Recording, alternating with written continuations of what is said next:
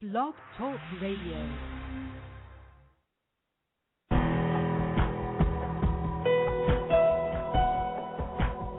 Welcome to our program on Kardec Radio.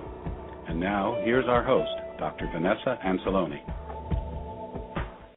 Welcome, dear listener, to Kardec Radio. Today, we are here live from Chantilly, Virginia, directly from Kardec Radio Studios to you.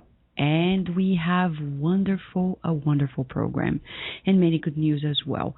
Actually, we're here honored by the presence in the very studios of Kardec Radio of Geraldo Lemos Neto from Brazil.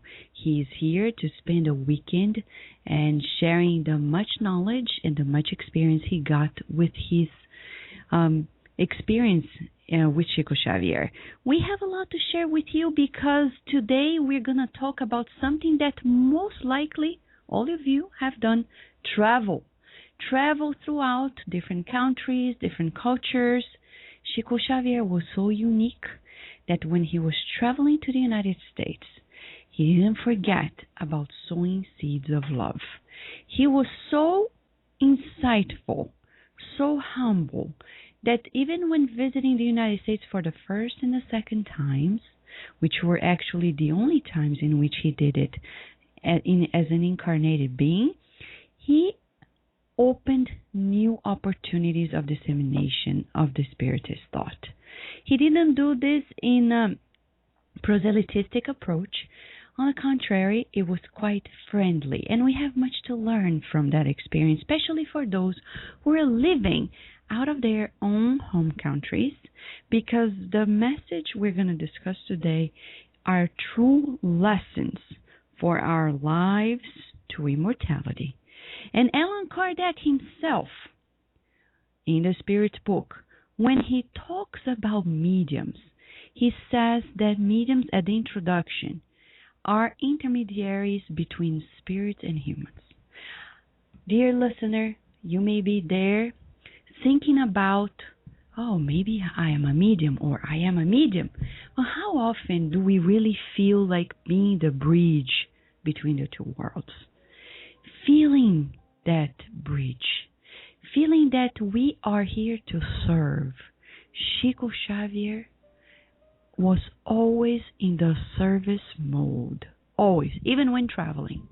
Because oftentimes we travel, we enjoy sightseeing, we enjoy being amongst friends and families, but we forget that there is much more to life than just that. Chico Xavier did it all. And today we're going to discuss mostly a unique letter he wrote in 1966 when he was here in the United States, specifically at Allen College in North Carolina. And he wrote a letter to Nair Machado, who is actually one of the family members. She's the aunt of Geraldo Lemos Neto, who is here with us. Geraldo Lemos Neto is also a medium. He's a speaker. He's a spiritist from top to bottom. And he has been devoting his life also to help disseminate these teachings that are so consoling. He is the director, founder of the museum where Chico Xavier actually used to live, a home, his own home, in the city of Pedro Leopoldo, where he was born, and now became a beautiful museum, one that really makes justice to the legacy of Chico Xavier. Plus, he also founded a publisher that is now bringing new revelations because it's publishing unprecedented letters and books and accounts that were not published before and were written through Chico Xavier, psychographed by Chico Xavier. We have much to ask, and you can ask Geraldo Lemos Neto if you want, just by calling us at 858-769-4705. We have here Kirsten de Mello with us, who is kindly screening the calls, and she's going to be able to talk to you before we put you on air. But if you are shy, don't worry. We have our email at kardecradio@gmail.com. You can write to us or at Facebook, and we are going to be happy to relay your question or comment to Geraldo Lemos Neto. Also, you have the chat room at Blog Talk Radio where you can talk about what you're thinking about it, your questions to relate to Geraldo Lemos Neto, or much more, because after all, we are here to nourish your soul. I know you're excited about it, and we're not going to delay any longer. Let's kickstart the program today with a beautiful message by the Spirit Mentor, Joana de Angelis, through the medium Divaldo Franco, which you can find in the book Living and Loving, which is also CD, and you can buy it at the bookstore of the Spiritist Society of Baltimore at www.ssbaltimore.org. This message is about peace, and peace is everything that Chico Xavier brought to us. Chapter 17, Always in Peace.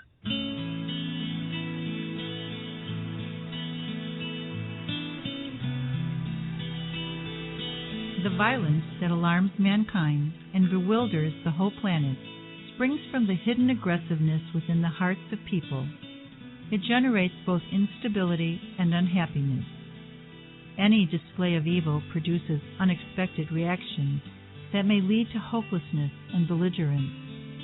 Jesus advised, "Watch and pray that ye enter not into temptation." It was a warning to remind us to keep a balanced attitude and attend to our duties.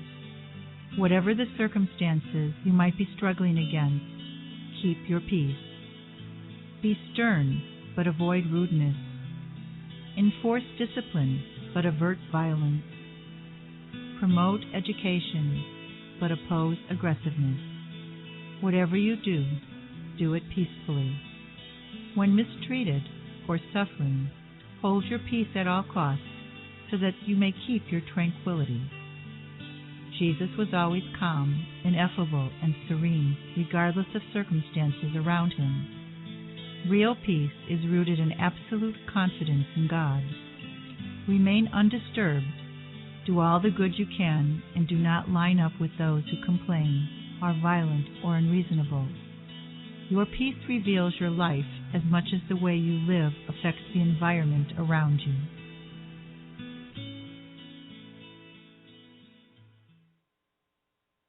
We will return to our program after these messages.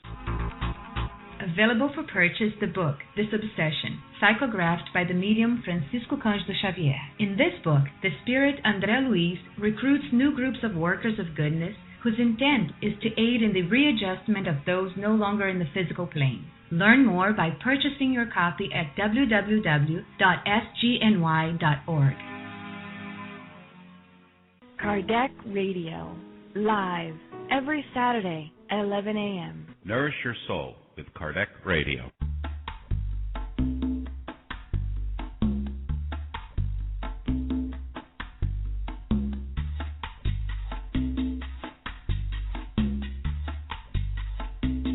Listen to our sister radio, Bazera Online Web Radio, retransmitting Kardec Radio shows 3 times a day. Also, beautiful and inspiring programs in English, Spanish, and Portuguese. Go to www.spiritist.com.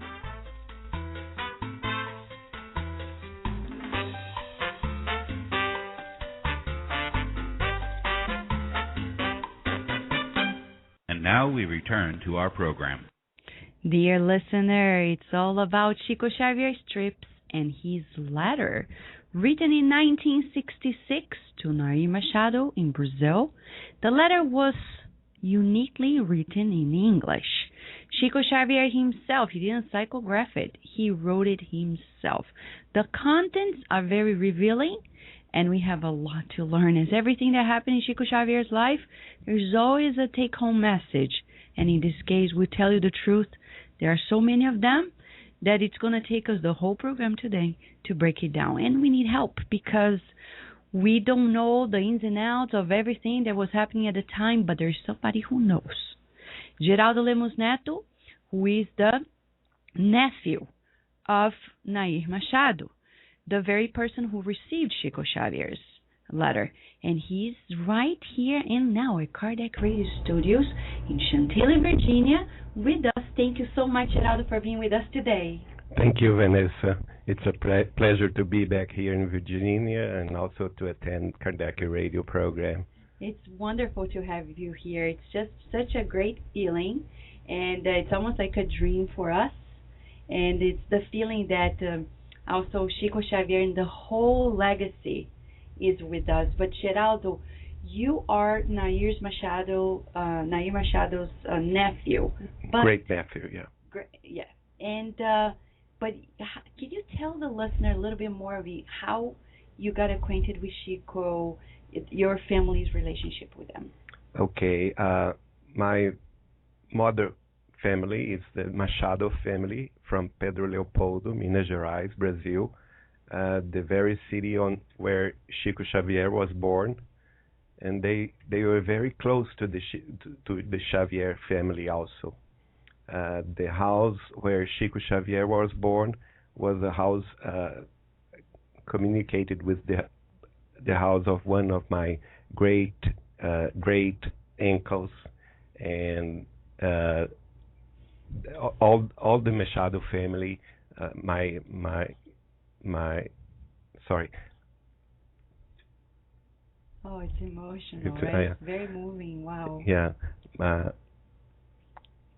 I forgot the word. Avó. Yeah, the grandmother. Yeah, my grandmother's family, yeah. Carmen, and her 8 brothers, all were related to Chico, and they grew up together, and they were very close friends since they were a little child. Wow, that's amazing. So you have like family memories about Chico. It's as if he were a family member for you. Yes. Ever since I was a little child, I was always hearing very many things about Chico, how he was very kind to the people, how his charity, his loving manners towards everyone. So I always wanted to know him since I was a little kid, and so that I did in 1981 in October 14th, when I met Chico Xavier in São Paulo by the hands of my great aunt Nair Machado. Oh, wow. She invited me to go to São Paulo and to attend the meeting where Chico Xavier was launching 2 books in Centro Espírita União in São Paulo. And then at that night I worked with great aunt Nair in this launching. And after almost 11 and a half hours helping the people in the queue to see Chico, then I got to meet him in person. Wow, that's amazing. That's incredible. But since then, from that moment on, you kept like a closer relationship with him. Oh, yes. Right? At that day, he invited me to know his works in the city of Uberaba in Minas Gerais, so that I went to Uberaba like 15 days after that, and start going there with my relatives and friends that were friends also of Chico's, and we start to go like once a month to Uberaba to attend Chico's works. And after December of 1884, I start to work with books, to publish books of Chico Xavier. At that time, I was a director of the União Espírita Mineira, the Spiritist Union of Minas Gerais, and I found the publisher house there. And during the 80s and 90s, we published 10 books of Chico Xavier psychographics. Wow, that's amazing. So also for people who want to have more information about this collaboration between Geraldo Lemos Neto and the works of Chico Xavier, go to the recent publication of the Spiritist Magazine at thespiritistmagazine.com, and you'll be able to read more about the whole story, the works that are being done, and you can access it online for free. Just go to thespiritistmagazine.com. You can read it on your tablet, on your iPhone, any smartphone. And not only that, but you can also You can also download the PDF. Can you believe it? For free. Yes, it's all free, thanks to the efforts of the International Spiritist Council, which is the sponsor of the Spiritist magazine. But if you want your pre-now copy, here you go. You just go to thespiritistmagazine.com. On the right-hand side, you're going to find a tab in which you can click to order your own copy. It's going to be delivered to your door, and it's directly from our partner, HP MagCloud. Now, as we're discussing here the life of Chico Xavier through the eyes of Geraldo Lemos Neto. Geraldo, we also know that Chico Xavier traveled twice to the United States, right? He traveled twice, and it was 1965 and 1966. And those trips were unique because so much came from it. And people sometimes are not fully aware. One of the books that we know that came as a result of it and was recently published, 2010. It was published by the International Spiritist Council, is Among Brothers of Other Lands. While Chico and Valdo Vieira were traveling here, they received messages, including English messages, English written messages, and they were published in this very book titled Among Brothers of Other Lands. I am sure you're going to enjoy that very much. You can buy it at edisayofamerica.com at any time. And, you know, they have also ebook forms. So, Geraldo, when Chico traveled in 65 and 66, can you tell us about the purpose of the meetings, these trips, actually? Yeah, the purpose of these trips were to work with the Spiritism in the English language. The first trip that Chico came from Brazil to the United States was in July of 1965, and he stayed here between July and August and traveled around New York, New Jersey, Pennsylvania, Washington, D.C., Maryland, Virginia, and North Carolina, making contacts with Spiritists here, and he was acquainted with the Haddad family from North Carolina. Mm-hmm. And at that time, the Haddad family founded the Christian Spirit Center in Elon College. Mm-hmm. And Chico attended very many meetings there and start working and receiving English psychographic messages from the spiritual world.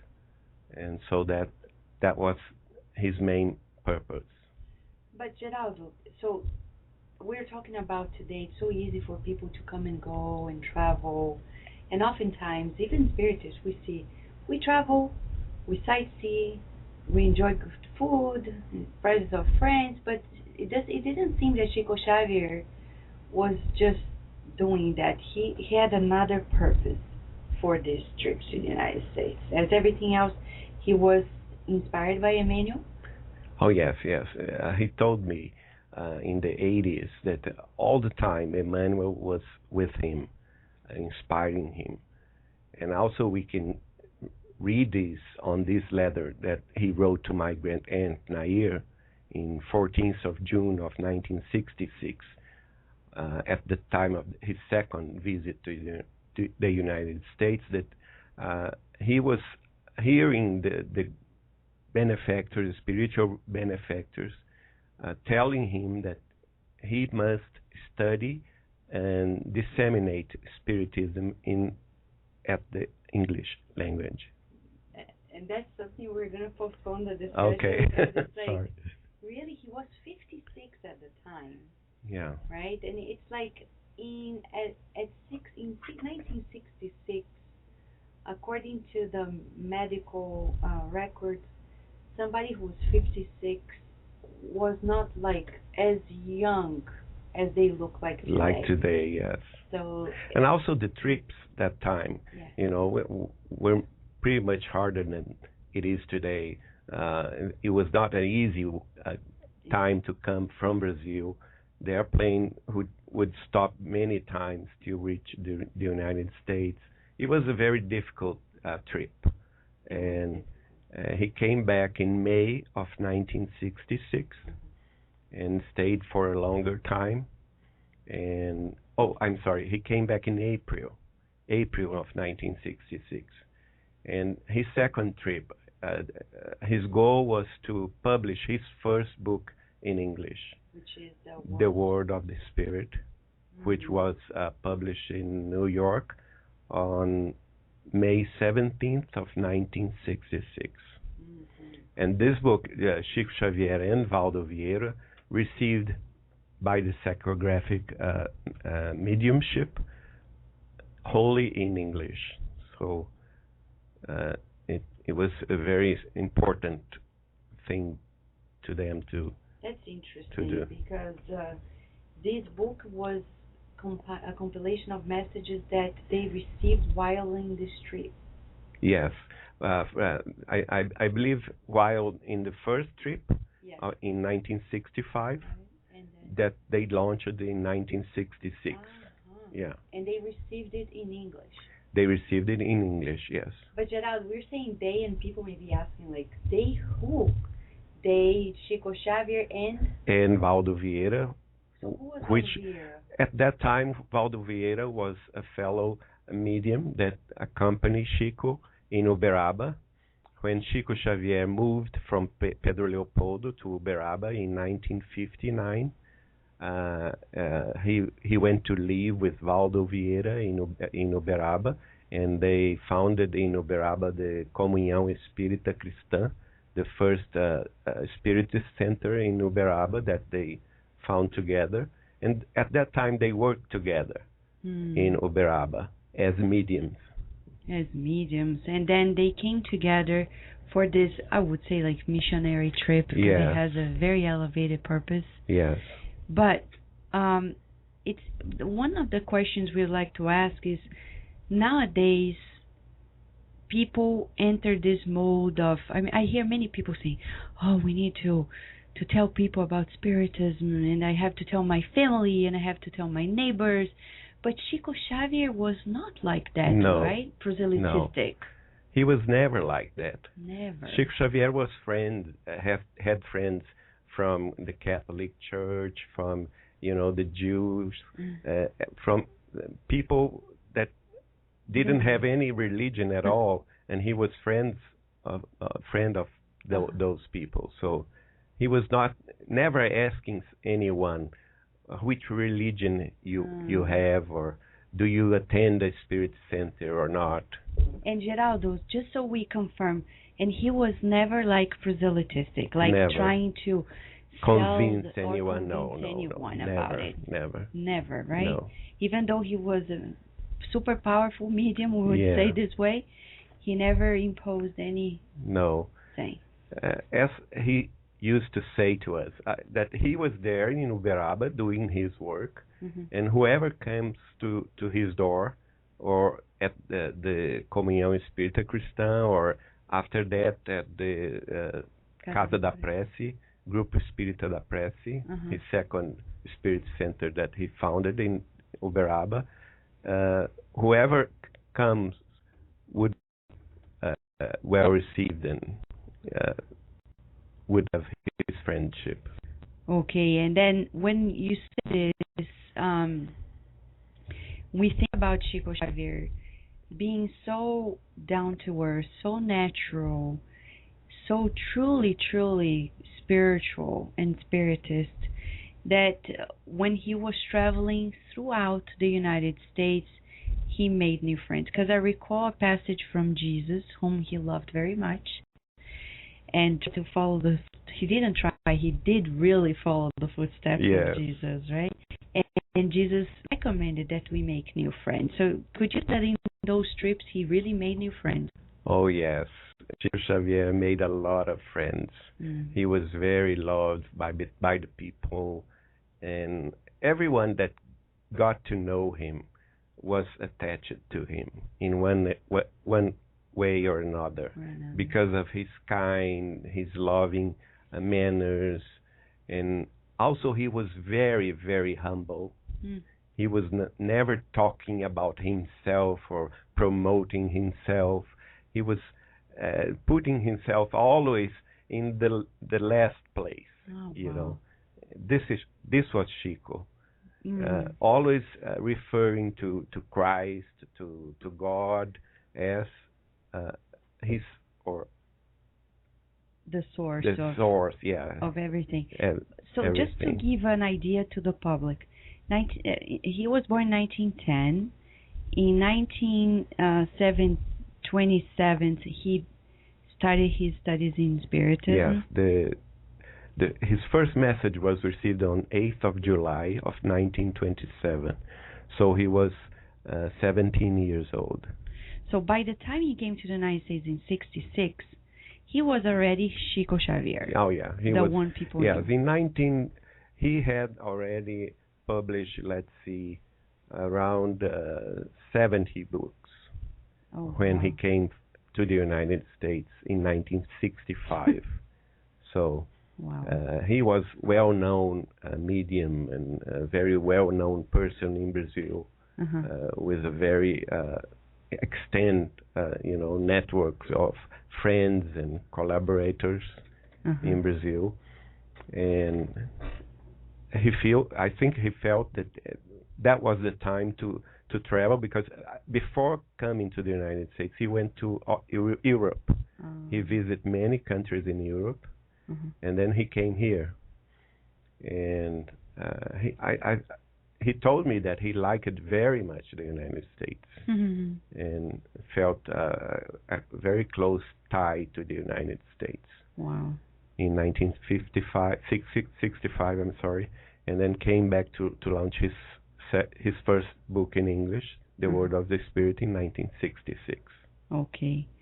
We have more questions, and we're going to give a short break. When we come back, we're going to relay some questions the listeners are making to us here. We will return to our program after these messages. Come and listen to our CD, Unfolding Our Spiritual Nature, Path of Harmony, by Dr. Raul Teixeira. The CD has questions and answers on euthanasia, suicide, pain relief, past life therapy, prayer and better attunement, law and affinity, the spirit world, raising our thoughts, and much more. You can purchase the CD by visiting SSB Online Bookstore at www.ssbaltimore.org. Known as one of the most scientific books by Allan Kardec, The Genesis dives deeper into the origins of our planet to the advent of the new generations to come. Purchase your copy today, online or via your ebook reader. Go to www.ediceiofamerica.com today. Nourish Your Soul with Kardec Radio. Now in English, the book Action and Reaction by the Spirit Andrea Louise, psychographed by Chico Xavier. Buy your copy online or via your ebook reader. Go to www.ediceiofamerica.com today. And now we return to our program. Dear listener, we're talking about the happy trips of Chico Xavier to the United States in 1965, 1966. By the time Geraldo Lemos Neto, who is here with us, was sharing that he was already Chico Xavier himself. We mean, he was already the big deal of medium, person, humanitarian. And even though he was all of it, he didn't come like, on his heels to the like a superstar. Like a superstar. No, he came here quite humble. Yeah. Right? He was always like that. Always, yeah. Even, at 90 years old, he was like that. Yeah, it's unbelievable. And we have here Kirsten DeMello, who is actually with us, and she has a question to Geraldo. Thank you, Kirsten. How are you? Good. Thank you, Vanessa. Hi, Geraldo. Good morning. Good morning, Kirsten. So, Kirsten, you have probably many questions, right? I do. I promise. I'll just ask one for right now. Okay. Our question is, Geraldo, what one of many questions, but what impressed you, what would you say impressed you the most about your experiences with Chico Xavier? Oh, I know it's a difficult, difficult question to ask, because what impressed most was not only the great medium that he was, but also the unique man he was. The way he treated people in a very loving and caring way. This is, a very strong experience to anyone that had some kind of relation to Chico. And also his characteristic as a very humble person. Very humble. Very humble. You can almost foresee it, right, Kirsten? You can feel the humility of Chico Xavier when you read the accounts that people talk about, right, Kirsten? No, absolutely. It's amazing. It's really truly an honor to hear your accounts of Chico Xavier. And if I could ask just one little other question, it would be that we know that Emmanuel, we've heard different comments and different publications that Emmanuel oftentimes would tell Chico that he should be the living example of the gospel. And it's always interesting to us to say or to see people actually living the embodiment of the teachings. And probably, I'm not even asking you, you definitely say that he was, but was there any circumstance or experience or a moment where you experienced that and you said, wow, that's really a great example? Well, Chico Xavier was very coherent. He was very, he was not only preaching. He was not a preacher. He lived the gospel enlightenment in himself, and I had many occasions to see that the way he treated, the least important people, the same way he would treat, famous people that would come to him. Mm-hmm. It was the very same way that he treated the people, the homeless people, and for him there was not barriers of race or color or position, social position, or even fame. He didn't care about that, and he was the man that received presidents at his present. He received artists, Brazilian artists, but he would treat everyone the same way. He would not distinct anyone from his position in the social hierarchy, but he would treat anyone this very same way, with a very loving and caring way. That's amazing. That's really amazing. Because as you're saying, and Kirsten, as you were also asking about, he was the embodiment. I love this expression you use, like the embodiment of the message itself. So, because nowadays we are in the United States and in some other countries where Spiritism is not mainstream yet, and I hear many people worried about disseminating the words and the messages, but in such an artificial way that people will almost second guess, like, what is this message about, because they are not seeing anything that is like a true reference for it. So it's so artificial, and it seems to me that when Chico came to the United States, he didn't go this artificial route, like stage-wise, being a celebrity.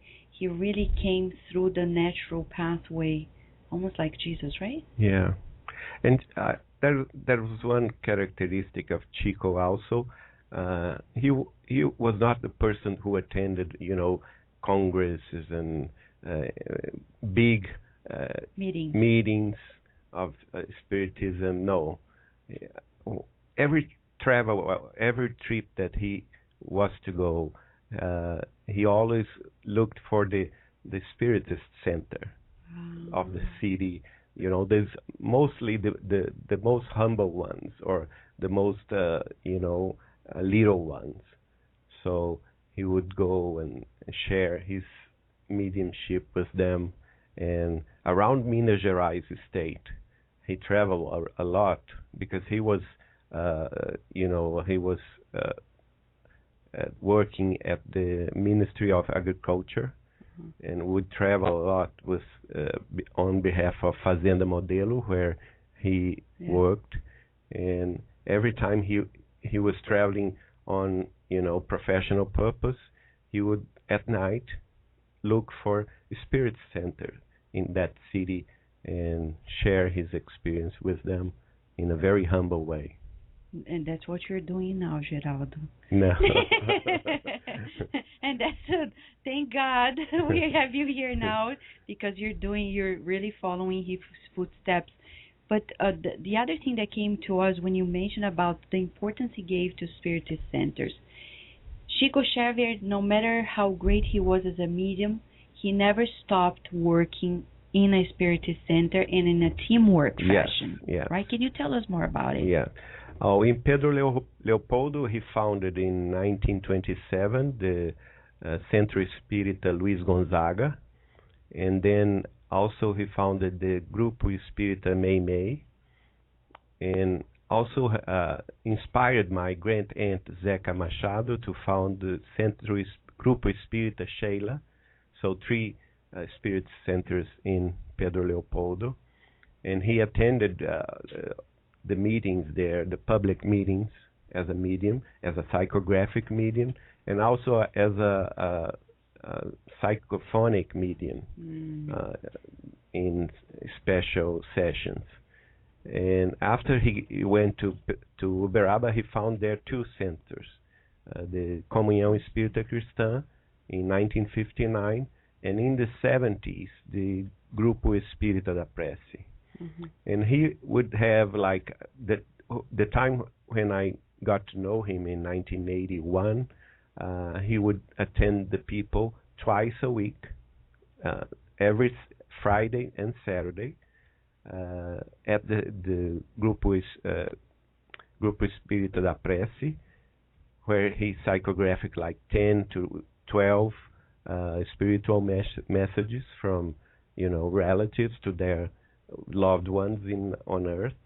And the meetings would start like 8 p.m. and no time to stop. Would go all the way to 4 a.m. to 5 a.m. sometimes. And all this time he was psychographic. And after the psychographic was done, he himself would read them to the ones. Wow. He would not let anyone read it. He himself would read it. And after that, he would embrace and share, a kind word or a little talk with everyone at line. Really? So sometimes we'd go out like 6 in the morning or 5:30 in the morning. And also Saturday afternoons, every Saturday around 2 p.m., 2:15 p.m., he would go and share everything that he was receiving from his friends in São Paulo, in Belo Horizonte, in Rio, in Brasilia, to share to the people, and to give to the people. He would have a very unique gospel by the nature. The gospel would have like 15 minutes, 20 minutes talking about the gospel, and then he himself would embrace everyone that came to line to see him. Everyone.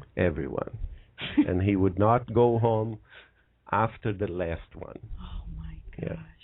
Wow. It was I would say it was a spiritual party. Yeah.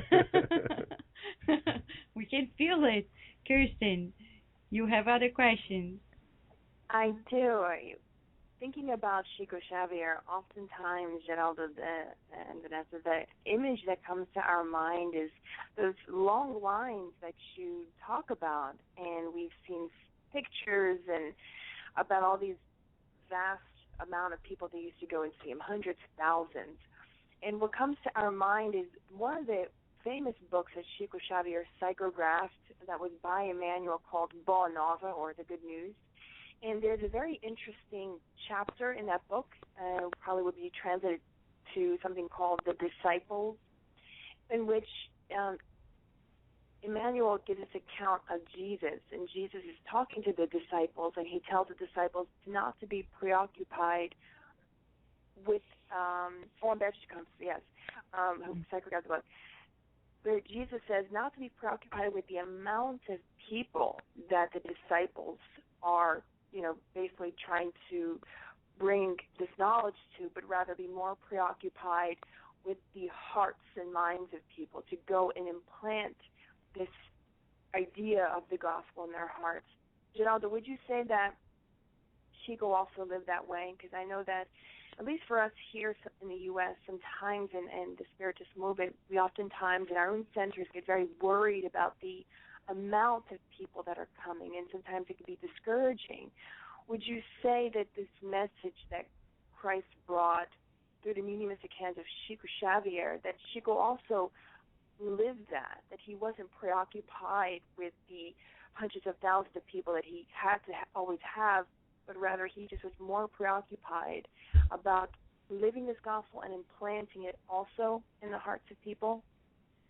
Oh, that's for sure, Kirsten. Because if you go there in Uberaba or Pedro Leopoldo today, you would see that Grupo Espírita da Prece in Uberaba. It's a very small place, If Chico Xavier was preoccupied with the greatness or to receive many more people, he would go and build a very larger one. And he was not thinking about that. Otherwise, he was only doing his works. He committed himself to do his work as a medium and as a Christian follower, so that he would just be himself. He would talk to the people. He would laugh. He would talk about his experiences in life after the meetings, and nobody would go home. Everyone was listening to him, about his experiences in life, and every story that Chico told us these times, in one way or another, was relating to ourselves. So we would have a lesson, but not from a speech, not from I would say someone that was telling from like a preacher. Distance. No. We would learn from himself, from his experiences, and those experiences would relate to our pain, to our problems at that time. And all the people would say, like, oh my goodness, I'm certain that he told this just to to care about me and to help me out in this or that other matter. Yeah. Wow. Amazing, Kirsten, huh? Unbelievable. It's unbelievable. Really unbelievable. Yeah.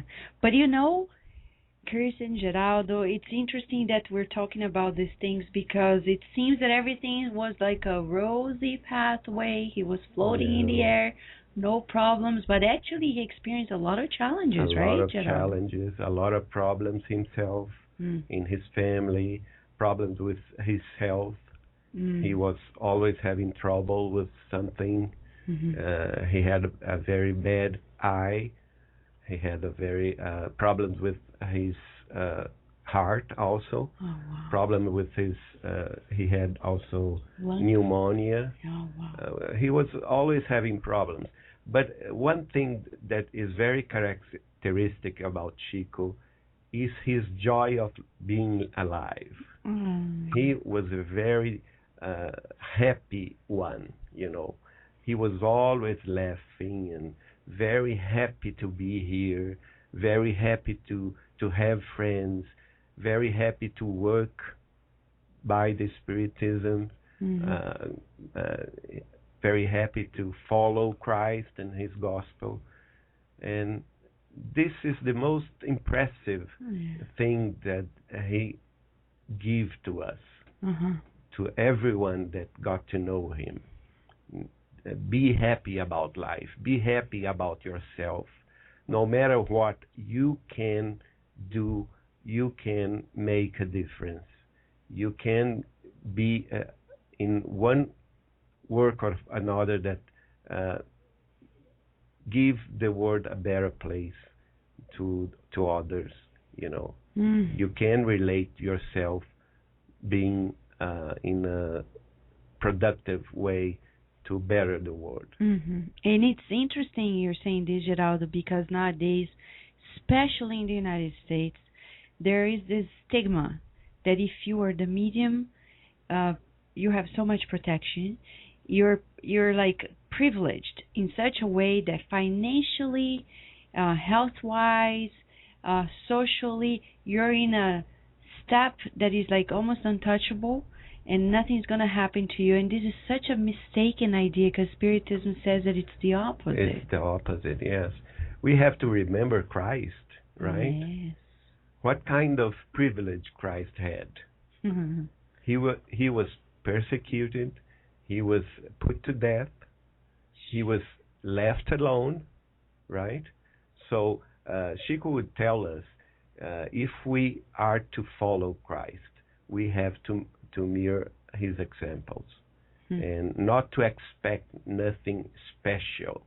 You're not, to be separated from the people. No, you are amongst people to serve the people. And Chico would tell us that the most important thing is to us to understand that the Spiritism is Jesus back to the heart of people. Thank God. So, dear listener, I know you are enjoying, and we have here our dear friend Cynthia Fabretti making comments about how she feels about Chico Xavier.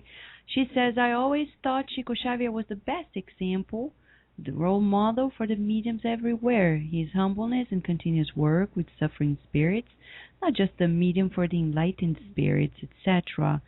Discipline, responsible commitment to the mediumistic task as a humble servant of Jesus. You're right, Cynthia. Thank you so much for summarizing so well.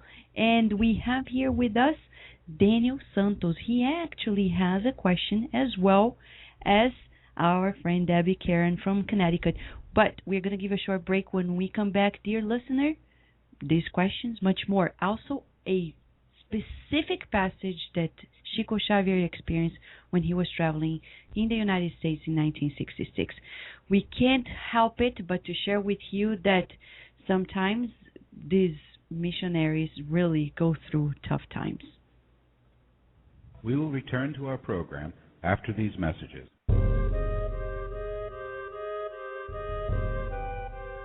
A new masterpiece has just been released by EDI-CEI of America, Memoirs of a Suicide by Yvonne Pereira, a phenomenal book about what happens to suicides in the afterlife. Truly instructive, it brings greater hope that no one really dies or spends eternity in damnation. A true account of the mercy and providence of God.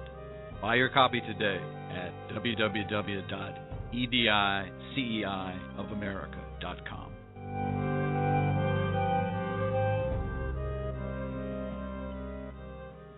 Nourish your soul with Kardec Radio.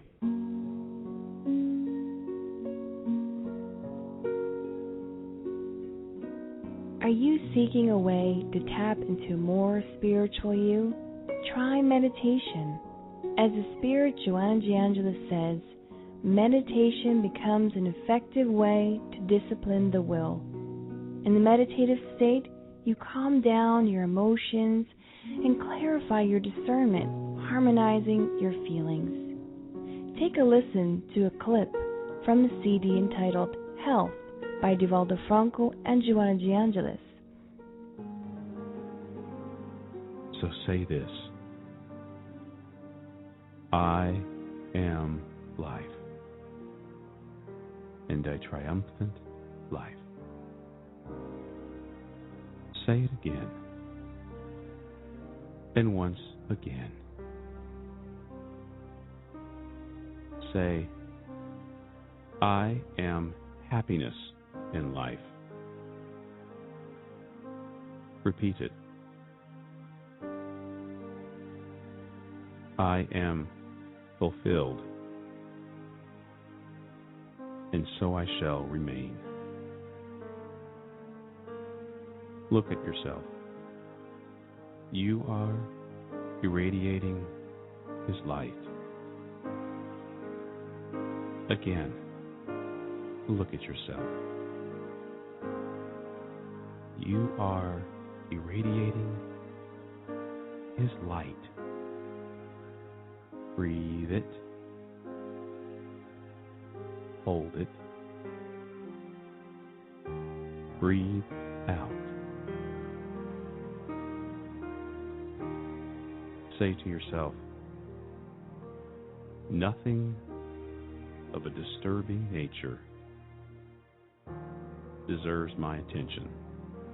If you want to listen to more, you can purchase your own copy online at www.ssbaltimore.org/bookstore.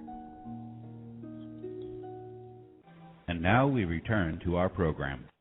All right, dear listener, now we have questions from listeners who are here and Kardec Radio teams as well. Daniel Santos is asking, Geraldo Lemos Neto, through the chat room of Kardec Radio, is asking the following.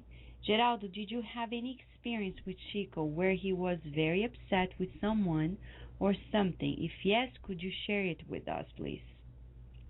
Thanks.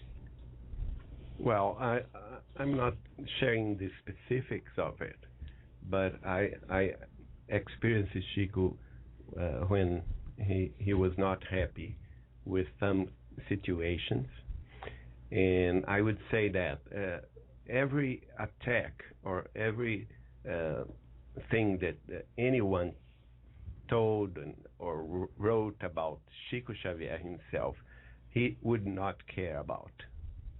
But as some things related to the Spiritism, to the doctrine of the Allan Kardec, and he felt that it would be of harm, and he would be very upset about that. And he would step and say in very clear and loud and clear that he was not accepting that, and that this kind of pathway was wrong or was going in the wrong direction, and that we should embrace the gospel and the pure doctrine of Spiritism in a very unique and a very humble way, to serve the people and not to be served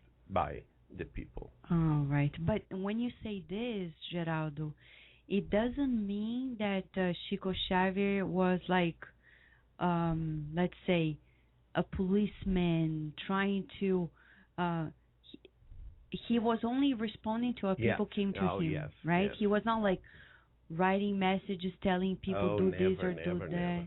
Or going to the newspapers at the time and saying, this person is doing this, so they should do that. No. He was not policing the movement.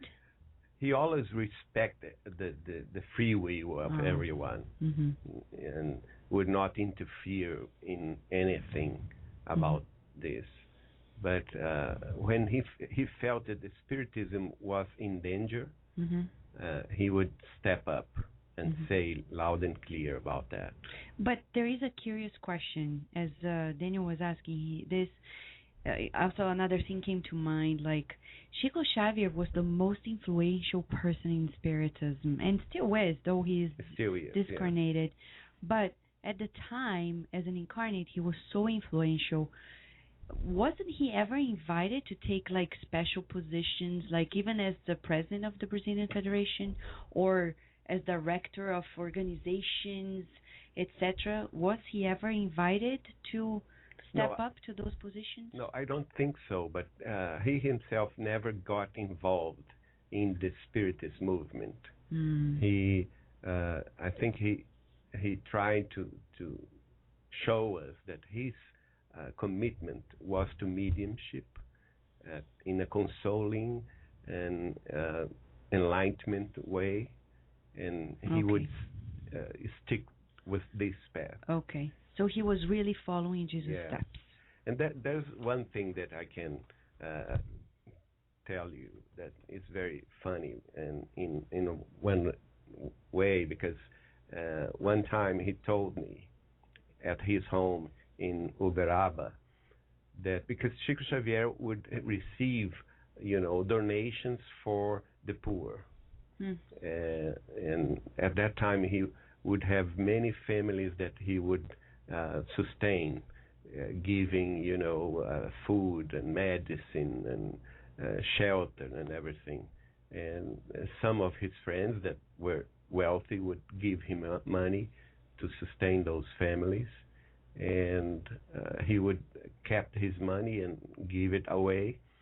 And one time he told me that someone was taking the money from his room, and after his death I found two letters wrote by Chico Xavier, and the first one was very kind, and he would write like this: I know what is happening. Please don't touch my things here at my drawer.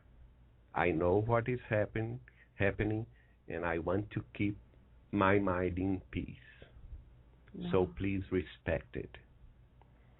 But the second one, I think the person didn't respect this, and the second one was a pretty much strong letter, and he would say like, this is repeating itself, and I'm not happy about that, and I ask you kindly, do not touch my things, otherwise we will have to make a position here. Oh my God. He was very kind, but at the same time firm. Yeah. Like firm. Jesus too. Yeah. So, Geraldo, as you're talking about this, it comes to his trip to the United States. Derek Karen from Connecticut is asking us about what, if you know of Chico Xavier's impressions on the dissemination of Spiritism at the time. In 65, 66, it was almost nothing, right? Yeah, at the time, Spiritism was mainly in Brazil and in Portugal. Was very little, dissemination in America or even in Europe. And his trip was to go in a way to exactly.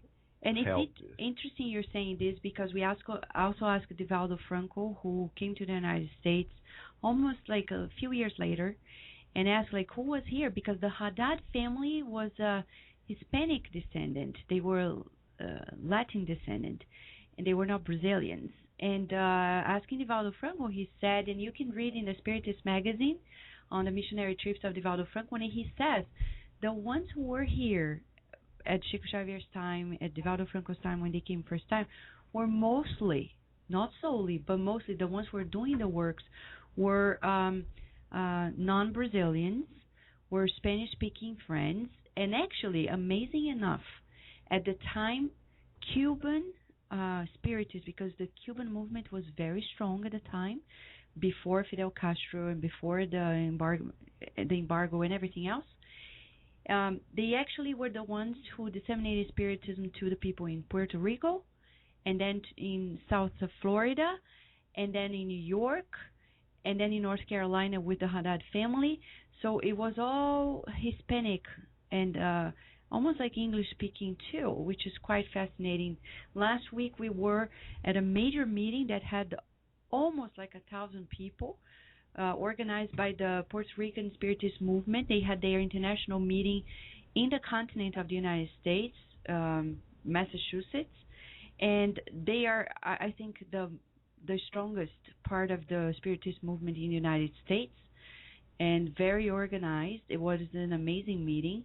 The movement of the Spiritist centers in Puerto Rico that has branches in the United States, they follow Kardec from top to bottom, and they are doing a phenomenal work. And they are the descendants of this first line of Spiritists that was here, probably in contact with Chico Xavier. Now, finally, when Chico was here in '66 with Valdo Vieira was a physician, right?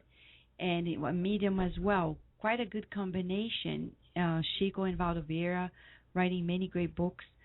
But that trip was unique because Chico Xavier experienced something that was really heartbreaking. Can you tell us about the story? Yeah. I know it's hard. Yeah, but it's hard to talk about that. Yeah. But Chico told me what happened with him here in 1966 in the 80s. And he still was very moved by everything because he cried when he told me this story. And we know that before Chico and Valdo came to the United States the second time, Chico Xavier told Valdo's mother in Uberaba, and also a friend of ours, Noêmia Barbosa da Silva, that was there at her house in Uberaba, that in that trip, unfortunately, Valdo Vieira would leave Spiritism. Wow. And probably go in a different pathway.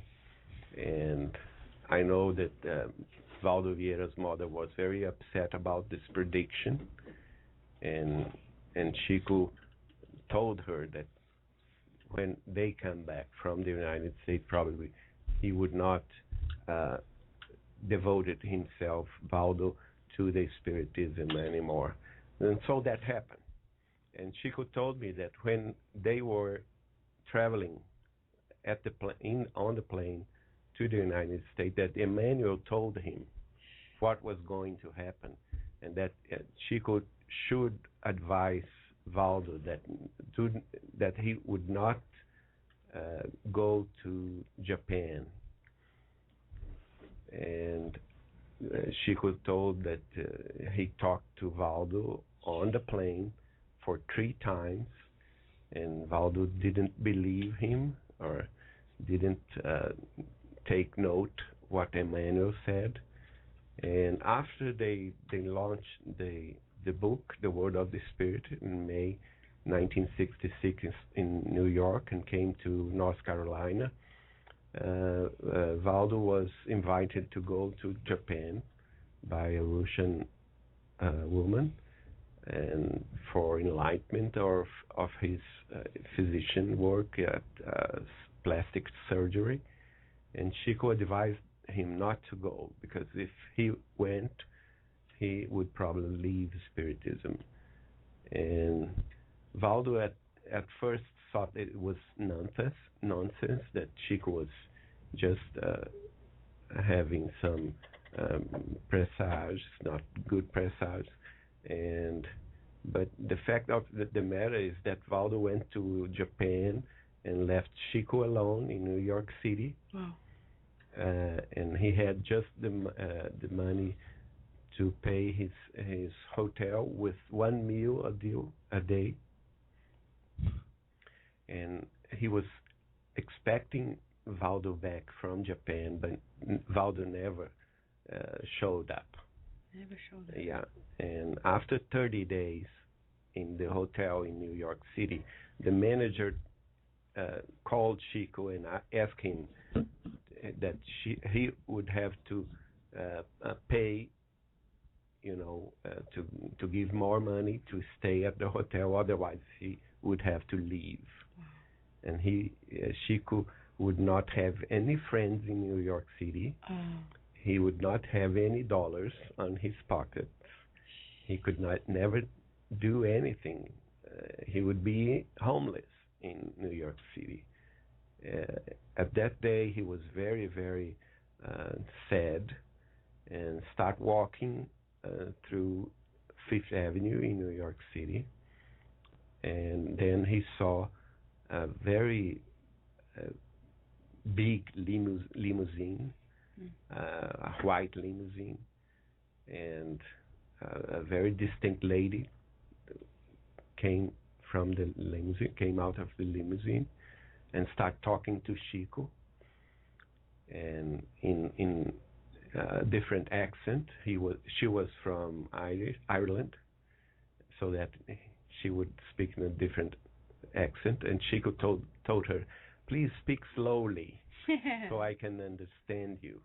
And the woman starts talking to Chico in a slowly way, and she told Chico Xavier, I'm very, very happy today because I'm from a Catholic background in Ireland, and I'm devoted to St. Patrick, and it's been more than 20 years that I'm asking 3 blessings from St. Patrick for my family, and very difficult blessings that I'm asking for.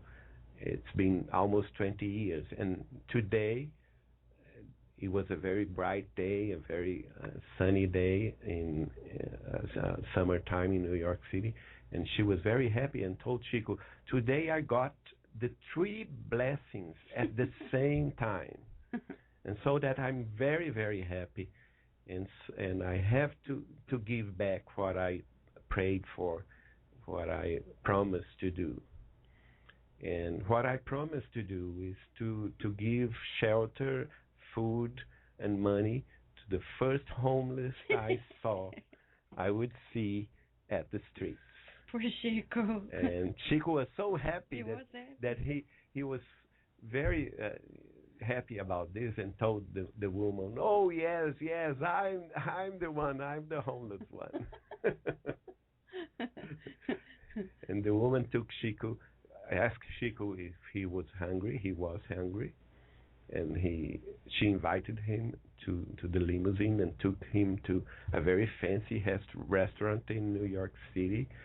So he ate, and it was she was very kind to him.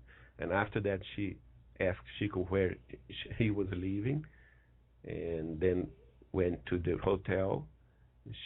She called the manager and paid in advance for many days ahead for him, and ordering 3 meals a day. Wow! Right? And she paid everything in advance, and told the manager to take very good care of Chico Xavier, because he was a very good friend of hers. Oh my Lord! And that after a while, Chico Xavier spoke with the manager, and he had an idea to convert the money into a phone call. Oh, wow. That he would call some of his friends in São Paulo, Brazil, and tell him his story and his needs, so somebody would help him with the flight ticket back to Brazil. Wow, that's so amazing. That's what happened, and he never saw again Valdo Vieira. So from there on, Valdo Vieira was out of the Spiritist works, and Chico Xavier kept on going in spite of his heartbreak, because we know it was very difficult for him. It was, right? Yes, because he told me that Valdo Vieira had a very nice mediumship, psychographic potential, and he would put, many hopes on his works if he would stayed in the pathway of serving. So, Geraldo, when we learn about this experience of Chico Xavier, there are many take-home messages, but there's probably one that is the highlight, because Valdo Vieira was close friends with Chico. They were roommates. They were doing great works with wonderful illuminated minds together, and still Valdo Vieira was advised by Chico, but he fell. What does this tell us, the Spiritists? What is the lesson for us? The lesson is that we have free will, and nobody will interfere with our free will, nor the Spiritists, the benefactors, nor the friends, because we are responsible for our lives and our decisions. And no matter what, we will have it back. I mean, if you decide on something, you're going to have to be responsible for the consequences. Yeah, and he talks about vigilance too, because he was not vigilant. Yeah, I think so. And this is a lesson for us. Yes. Because anyone can fall. Exactly. That's why the gospel says that we must persevere in the pathway of the gospel. So there is no such thing like, oh, I've already done so many great works. Right now I'm so protected, nothing's going to happen. No, we're going to still be challenged. Challenged, yes. And that's what happened. And we thank also Valdo Vieira for this lesson to us, because it's a reminder. And as you were saying this, I remember somebody asked Emmanuel how long it's going to take for Valdo Vieira to get that opportunity back. How long is that going to take? Well, I really don't know, but I've heard that Chico would say that maybe 1,000 years. 1,000 years. There you go, folks. Action and reaction, law of cause and effect. We have free will, but there's always a consequence. Debbie Karen saying here, thank you, Gerard. I love the story. But whatever became of the Haddad family, we don't know. We know that some of them died several years ago, as she's saying, but we don't know. What we know, they left a good legacy for us. Thank you, Debbie, for these comments. Right now, dear listener, the letter. The letter. I know you've been expecting that we stream to you the letter, because when Chico was here, right before he probably went to New York, or I think after, I don't remember exactly the order, but he wrote this letter to the great aunt of Geraldo Lemos Neto, Nair Machado. Let's remember, as you can see in the Spiritist magazine, they used to live in the home city of Chico Xavier, Pedro Leopoldo. They were next door neighbors, the two families, Chico Xavier's family and Geraldo Lemos Neto family, the Machado family. Yes. They used to be neighbors. So they grew up together. They were very good friends, and Chico Xavier wrote this letter to her. Let us listen to the letter, and then we're going to break down in little pieces so we understand the many lessons of the letter.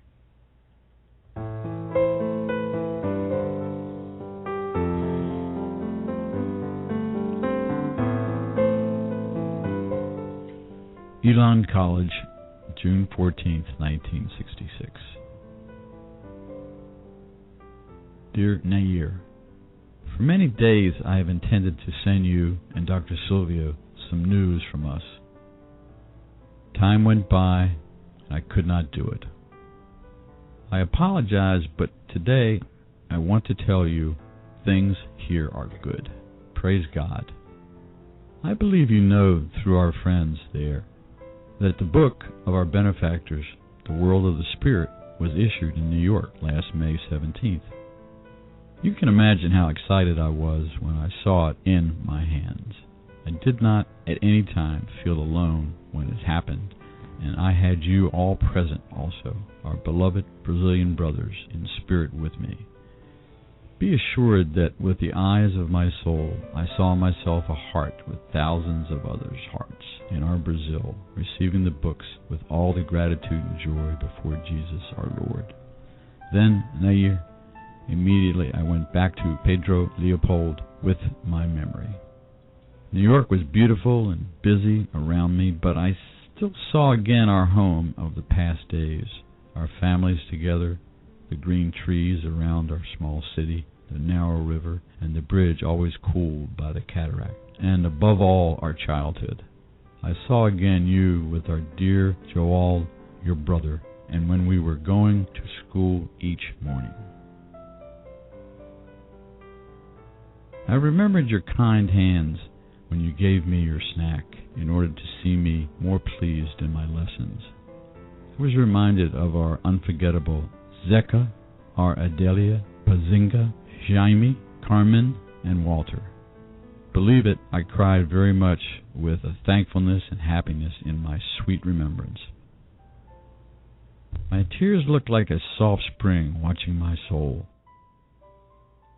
Finally, I understood that my poor work in mediumship belongs also to you all, dearest brothers of the Machado family.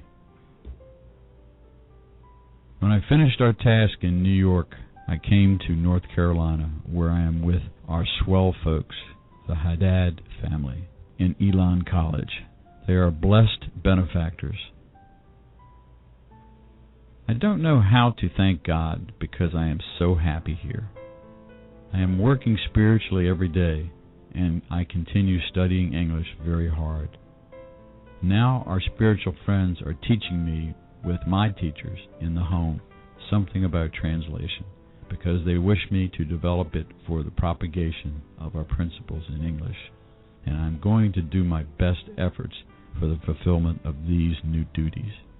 Of course, I am working spiritually every day, and I continue studying English very hard. Now, our spiritual friends are teaching me, with my teachers, in the home, something about translation, because they wish me to develop it for the propagation of our principles in English, and I am going to do my best efforts for the fulfillment of these new duties. Of course, I have you all in my heart, as always. God willing, I intend to return to Brazil in a short time, and I desire to see you and Dr. Silvio on my way back. My regards to our dearest sons and our friends. To both of you, you and Dr. Silvio, my best wishes. May God bless you every moment. Affectionately, Chico.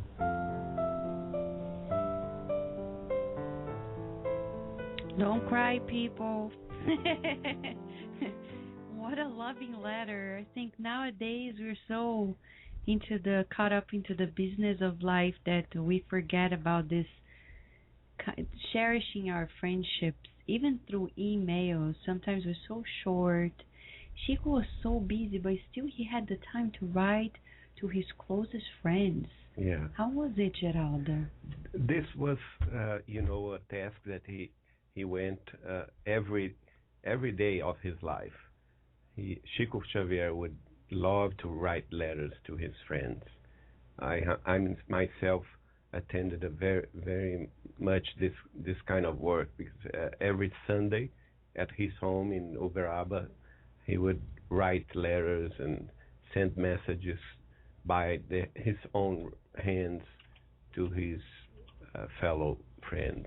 That's amazing, so unique, because in spite of his spiritual growth and social status, he never lost sight of his origin. Yes.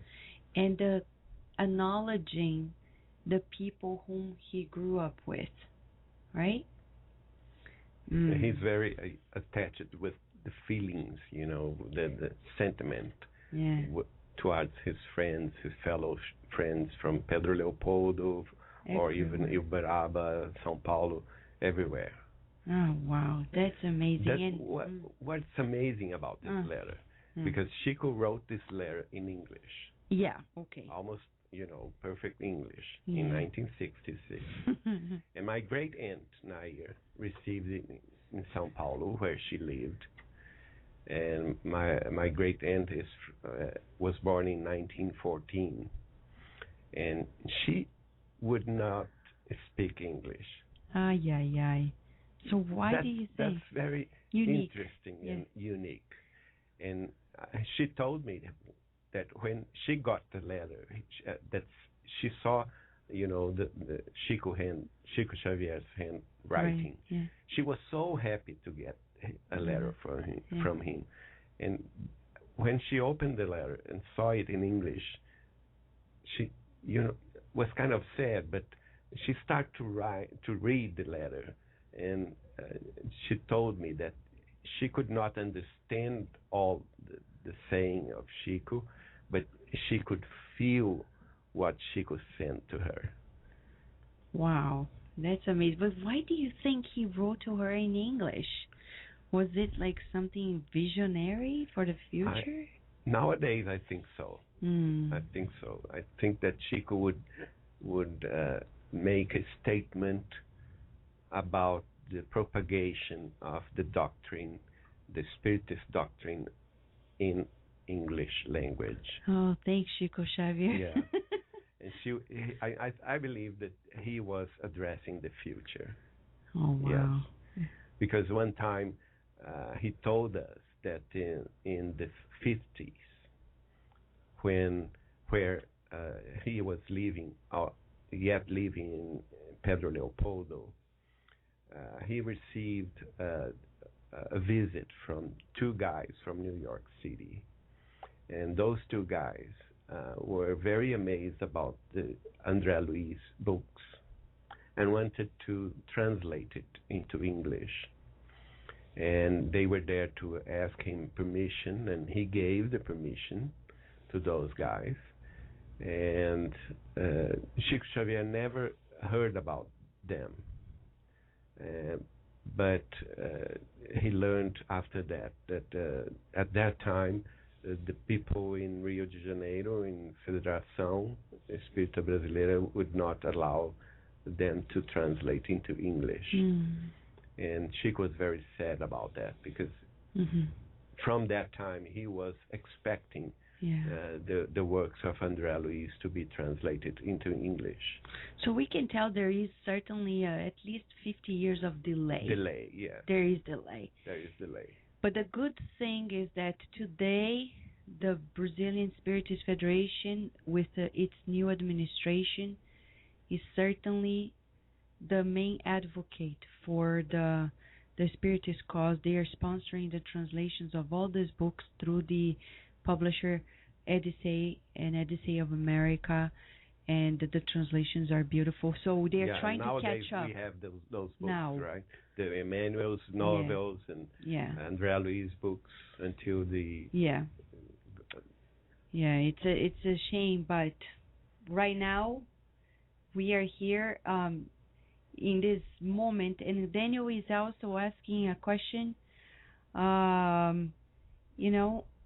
He's thanking us. Thank you, Daniel, also for helping, and thank you, Geraldo, for preserving these materials. And he's asking why he wrote. I think he already foresaw the future, but everything in Chico's life was very visionary, right, Geraldo? Yes. It was not a single thing he did thinking about the future. Well, many things that he told me in the 80s, I'm seeing now. Ah, wow. But at that time, I would not comprehend him. I would not understand what he was talking about. Like one time I was talking to him, and he would listen. Yeah, he is. It's interesting we're talking about this, Geraldo, because the feeling is really that Chico, as he was living in two worlds, he got the sensation that it was as if he was living beyond time. Yeah. Right? And he was listening to someone in the spiritual world that I would not see, of course. And he stopped and asked me, Geraldinho, do you know what is multimedia? Oh, no way. And I told him, well, Chico, I don't know, but probably it's the reunion of all medias. I don't know. Why are you asking me that? And he told me, because the spirits are here telling me that it's coming a time where spiritism will be propagated in multimedia. Oh my Lord! And I think that was 1985 probably. We didn't have internet. We didn't have many things that we have here now. Oh my Lord! It's like prophetic. He was Yeah. a prophet too. He was a prophet. He was. He was. And as you're saying this, now if we just attempt to go break down this message in 7 pieces, just so we discuss, dear listener, you're going to listen to one of the first excerpts of the letter, in which there is a very interesting movement of Chico Xavier when writing this letter. Let us listen to this. Dear Nair, for many days I have intended to send you and Dr. Silvio some news from us. Time went by, and I could not do it. I apologize. There you go. Can you believe he was 56 years old? He had already 70 books published, and these 70 books were the 70 books, Yeah. really, like André Luiz, Emmanuel, A huge etc. success. Huge, Yeah. like were bestsellers. Yeah, bestsellers. And still, besides of all his commitments, he stops to write a letter to a great friend and apologizes for being late in writing the letter. Yeah. This is Chico. He was like that, Every letter we have from him is like that. Very humble way, humility, and he was something very different, from this world. He was not from this world. I'm sure about that. He was really different, apologizing. And then he talks about a great moment he's experiencing. And let us listen to the second moment. Today, I want to tell you things here are good. Praise God. So he's experiencing something interesting, and he is giving the merit to God. Always. Always. Yeah. Always. He was always like this. He was always like that, giving praise to God, giving praise to Jesus, to Mary, Our Lady. Chico was something. He never thought like, I'm so lucky. No. I'm so blessed. And he never put like the work is my work. Never. This is interesting, Geraldo, because when you're saying he never claimed that those were his works, it's so different, because nowadays we hear, even in the Spiritist movement or the centers, people saying, my idea, my project, my center, my... Oh, no. You would never listen this from Chico. No, never. Never. He would always give credit to the benefactors, the spirit world, Jesus himself. He would say, like, Spiritism, the chief of Spiritism is Jesus, and nobody else. Nobody else. Unbelievable. And then he talks why he is so happy. Let us listen to that. I believe you know through our friends there that the book of our benefactors, The World of the Spirit, was issued in New York last May 17th. You can imagine how excited I was when I saw it in my hands. Now, here it is. He is talking about the fact that there was a book published in the U.S. It was published by the Philosophical Library in New York.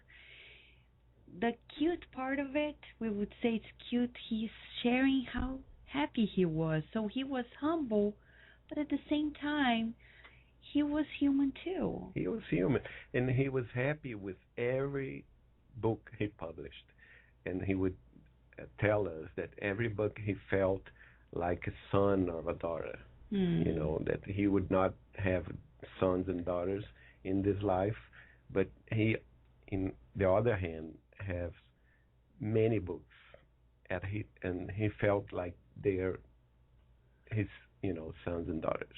Oh wow, that and really they are because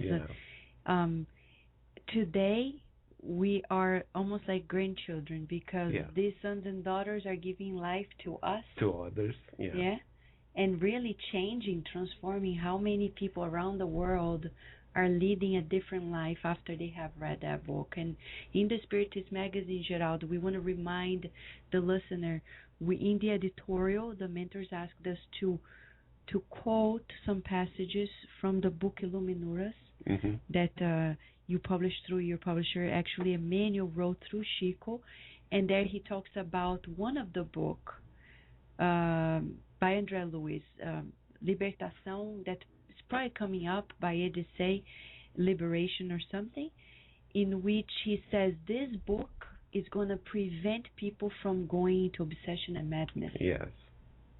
It's amazing. It's amazing. Every book has a purpose, you know, and it's interesting because the works that we published in Vinha de Luz are works that Chico received in Fazenda Modelo, and they actually have Emmanuel and Neo Lúcio talking about the books, and they are, you know, explaining the purpose of each book. And those archives were with your family, right? And then once you got a hold of it, you started publishing. That's wonderful. So people have access. So is there much more still to come? Yes, there is. Really? Yeah. It's endless. Because Chico Xavier was a very, you know, prolific worker. So we have many letters. We have many spiritual methods until not published yet. Wow, that's amazing. And in this letter specifically, he keeps going, and it's so fascinating because he's talking about the joy. Let us listen how he expresses his joy about it. You can imagine how excited I was when I saw it in my hands. I did not at any time feel alone when it happened, and I had you all present also, our beloved Brazilian brothers in spirit with me. Be assured that with the eyes of my soul I saw myself a heart with thousands of others' hearts in our Brazil, receiving the books with all the gratitude of joy before Jesus our Lord. Then, Nair, immediately I went back to Pedro Leopold with my memory. It's interesting to try understanding his loving mind, because he is joyful, but his joy expands and extends to everybody whom he has an affection. Yeah, and he's sharing this joy. And the image is very nice. You see a heart with thousands of other hearts in Brazil. You see, Chico always teaching us that the work is collective work, not a work of one. You know, this image is very nice. I saw myself a heart with thousands of other hearts in our Brazil, receiving the book with all gratitude and joy before Jesus, our Lord. Amazing. This is very nice. So is he also telling us there that this work is also being done because it's energetically sustained by the ties of affection? Yes, the ties of affection, the ties of the faith, and most of all, the orientation from Jesus. Oh, wow. Yeah. Never claiming it's coming from him. He's a special being. And he continues by going deeper in the memories. And let us hear more about how he shares his emotions. I remembered your kind hands when you gave me your snack in order to see me more pleased in my lessons. I was reminded of our unforgettable Zeca, our Adelia, Pazinga, Jaime, Carmen, and Walter. Believe it, I cried very much with a thankfulness and happiness in my sweet remembrance. My tears looked like a soft spring watching my soul. Geraldo, this is from a scientific perspective. There is a big discussion about this 21st century being the century in which we're going to be more emotionally wise.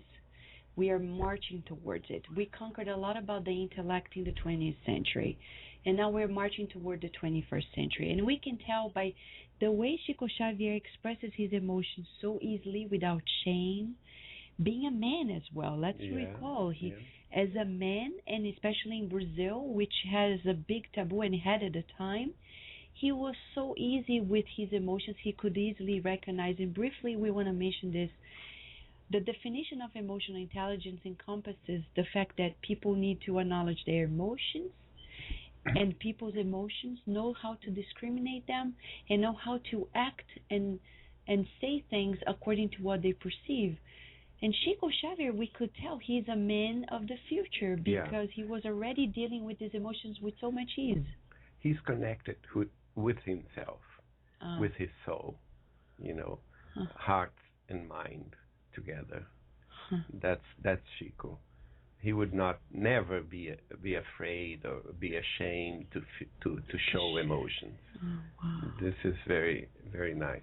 And it's interesting because I remember talking to him, and he would tell to me that from the future perspective, the 20th century would be remembered by technology, by science, and all the good things that invented everything. But in the 21st century would be remembered by the feelings, the arts, and the spiritual world, the spiritualization of the humankind. Wow. And he was already the full expression of it, right? Yeah, he was. Sure. So it's very encouraging to us that he's acknowledging. And then again, when he continues, he goes into another movement here we need to pay attention to. Let us listen. I remembered your kind hands when you gave me your snack in order to see me more pleased in my lessons. I was reminded of our unforgettable Zeca, our Adelia, Pazinga, Jaime, Carmen, and Walter.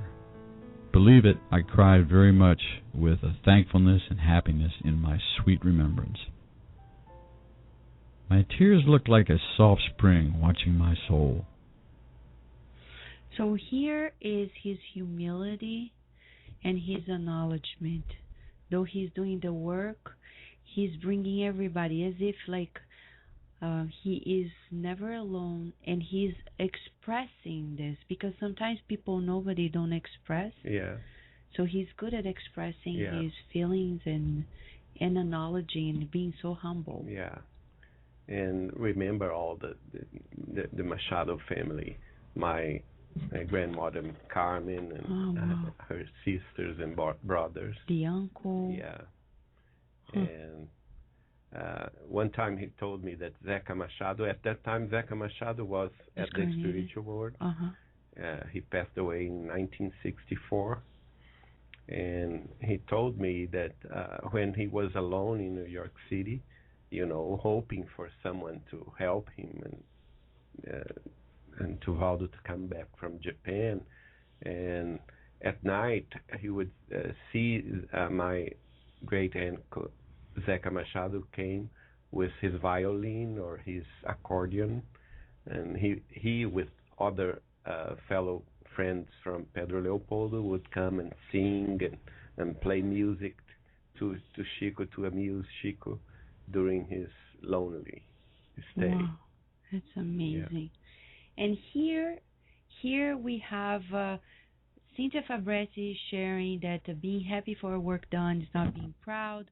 We have to work with joy and happy with the results. Another lesson from Chico, yes it is. Sharing with others, she says, and you're right, Cynthia. And Debbie Karen, she's saying that it's amazing how in such a short time of learning English, Chico was able to express himself with such emotions and sentiments. You're right, Debbie, but that's interesting. Let's not forget that Chico had incompleted 4th grade. That's it. Incompleted. So, but at the same time, he was a phenomenon of goodwill and learning. He was right open to the point that now we go to the climax of the message.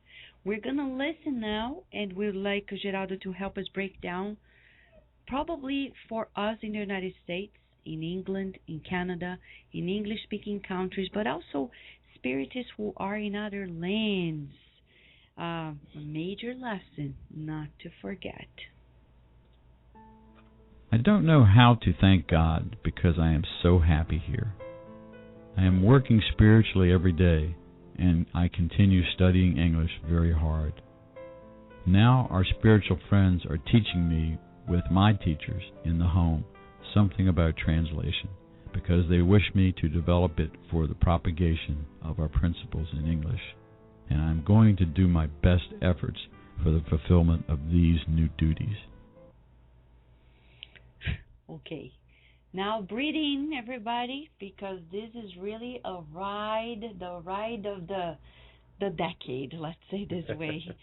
So Chico was saying that he was learning English. For us, that's already something new and different, because not everybody who actually wants to disseminate Spiritism in other lands are willing to learn the languages of the countries that they visit. So, Geraldo, is this another trademark of Chico Xavier? Yeah, this is another trademark. And also, if you note, he is saying, I am working spiritually every day. So Chico was very devoted to the work, to the mediumship work. And he was not doing sightseeings and tourism here in America. He was working spiritually every day with his benefactors, you know. He also says that our spiritual friends are teaching me with my teachers. So he had teachers, incarnated teachers? Yeah, probably the Haddad family or somebody from the Christian Spirit Center in Elon College. And the spirit friends were helping them. But Chico would see both sides. Right? One time in the 80s, he told me, Geraldinho, I cannot distinguish who is incarnated and who is not. I see everyone. So sometimes I get mixed up. Oh, wow. Yeah. And I myself saw this happen once, because Chico Xavier would receive, we were having lunch at his home in Uberaba, and he received a visit from two ladies from Goiânia, from Goiás State in Brazil. And the two ladies came they were, very sad and very emotional, and they embraced Chico. Chico embraced them with saying their names. And then Chico embraced the third one that nobody would see. And he expressed her name, and the other two ladies were crying because the one of them told Chico, that was Grandma. Grandma passed away 30 days ago. And Chico was very surprised. Oh, is that? But she's here with us. He could not distinguish. That's amazing. Those. Yeah. Well, it's the thing for us here is that as Kirsten's saying, oh my goodness, and she's right. Wow, oh my goodness, all expressions. And as Carlos Diaz is here to remind us, listeners of Kardec Radio, you can read and study this letter plus much more about the trip of Chico Xavier to the United States in the current issue of the Spiritist Magazine. Just go to thespiritistmagazine.com, read it, study it, and take the lessons to your heart, because Chico Xavier didn't leave all that feeling and the experiences just for himself. He was doing this for us. But Geraldo, the quite astounding point of this paragraph in the letter is when he says that the teachers are teaching them something about translation because they wish me to develop it for the propagation of our principles in English. And he says, I'm going to do my best efforts for the fulfillment of these new duties. I am surprised, I tell you this, because he was already the medium, And now they were recruiting him to do the translations himself, which is a very difficult work. Mm-hmm. And He was studying English? He was studying English at 56 years of age. Yeah. At a time when people really felt like old dogs cannot learn new tricks. Yeah. They really felt like you got older. 56 years of age. Because I know... And at that time in Brazil, very little people would speak English. Exactly, right? exactly. It's different from nowadays. Yeah. It's a second language in Brazil, but it was French was second language, right? At that time, French was second language. Second language, and that's another point that I never thought about. You're right, and he really the amazing point here is how he easily surrendered to the instructions, not thinking like, oh my God, no, that's not for me. I'm doing a lot already. So what else can we take from this information he's sharing with us, Geraldo? And the objective is here, right? The purpose is here. The propagation, they wish me to develop it for the propagation of our principles in English. So Chico is telling us that this is very important. The propagation of the Spiritism in nowadays, in the 21st century, must be done in English, because English is the international language now, right? Exactly. Yeah. One time I was talking to Chico about the efforts, very noble efforts of people that are studying the Esperanto, the international language, and Chico himself also wrote books in Esperanto. But at that time, Chico told me, Geraldinho, that was the plan in the 1900s. But the fact of the matter is, today, nowadays, English is the international language, and we must acknowledge this. That's very moving for us, because it just confirms that we all need to join Chico Xavier in this. He said himself, dear listener, I'm going to do my best efforts for the fulfillment of this. And he was not even living in English-speaking countries. So imagine for those who are spiritists, who are living in English-speaking countries around the world. This letter, by the way, was written in the United States, but he didn't enclose it to the plans of disseminating the United States alone. As Geraldo is reminding us, he's opening it up to the whole world, and the plans of the Spirit since that time, that through the English language, Spiritism is really going to take the world. And he's talking about the propagation. The words he uses are very precise, because it talks about sharing, it talks about letting it move forward. Right? And the unique also part of this letter is that there are some pieces here that are very much of the time. When in the previous paragraph he talks about I am with our swell folks, it's an expression we don't use much nowadays. Right? And it was something, Geraldo, that he learned at the time. So here we have another evidence of the uniqueness of the letter and the time in which this letter was written. Right? I think this is really inspiring, and we would like just to listen one more time so we can make our final comments regarding this letter. I don't know how to thank God, because I am so happy here. I am working spiritually every day, and I continue studying English very hard. Now our spiritual friends are teaching me, with my teachers in the home, something about translation, because they wish me to develop it for the propagation of our principles in English. And I'm going to do my best efforts for the fulfillment of these new duties. Geraldo, we don't want to let you go, but time really flies. What would you like to share as your final comments about this letter and everything, the trips of Chico Xavier beyond Brazil, to the listener, please? Well, it's certain now that this letter was written for the future. Nor my great aunt Nair would understand, as she did not, and nor myself understood when she gave me the letter in the 90s. Sorry. And now we see that this letter was meant to be here in Virginia, at Kardec Radio, at the Spiritist magazine, and to show the world the care and the purpose that the spiritual benefactors had towards the propagation of the Spiritism doctrine in English.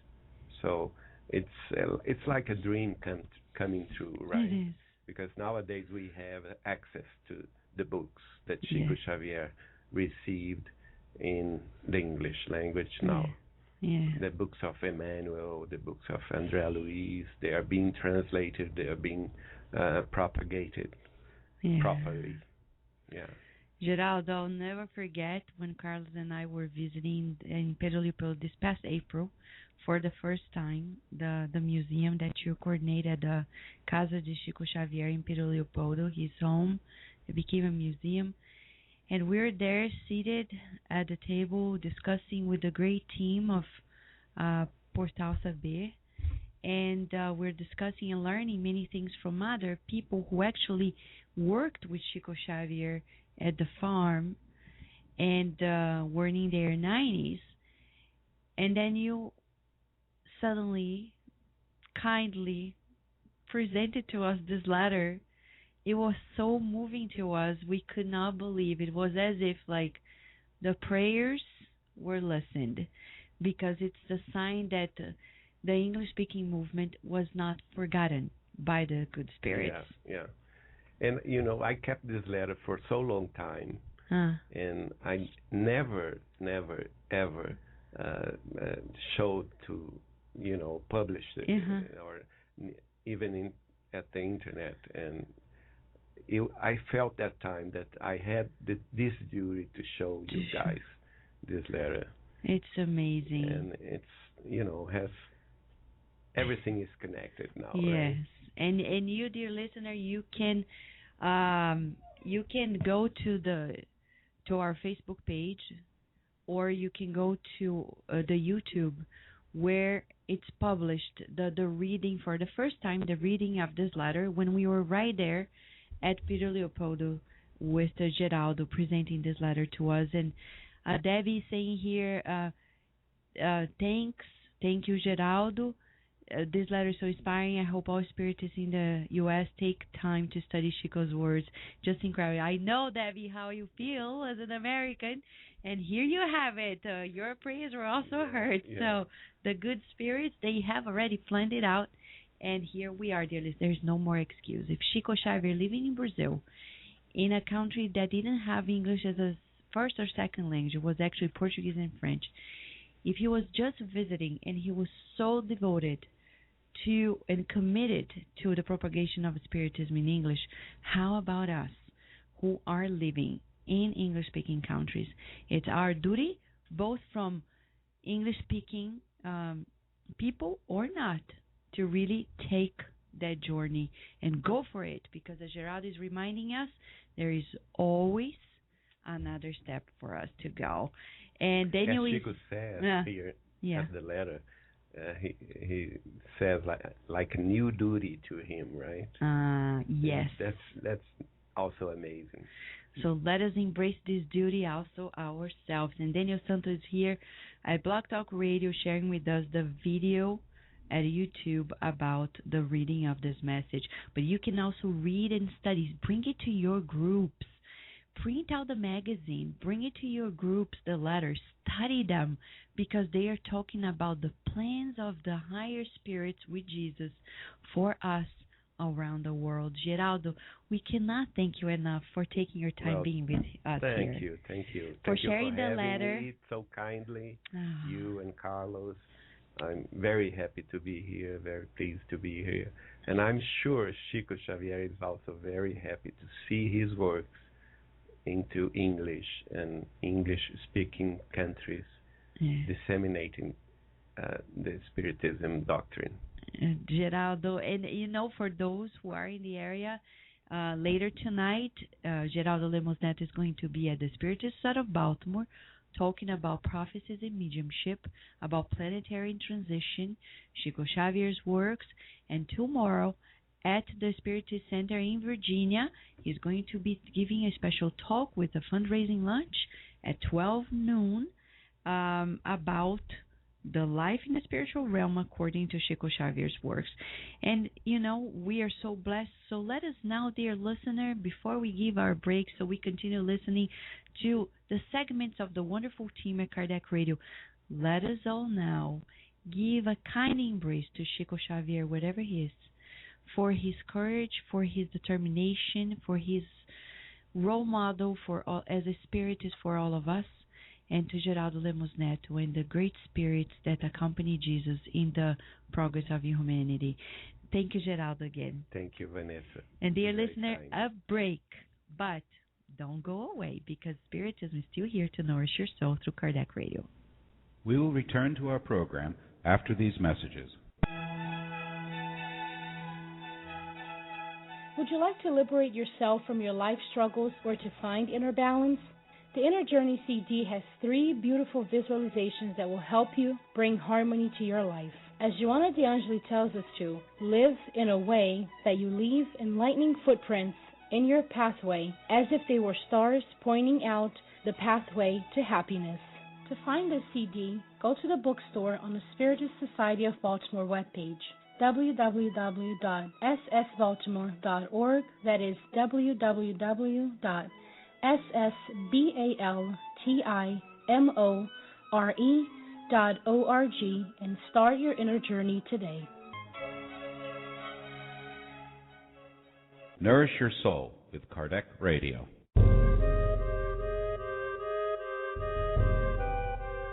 A new masterpiece has just been released by EDI CEI of America, Memoirs of a Suicide by Yvonne Pereira, a phenomenal book about what happens to suicides in the afterlife.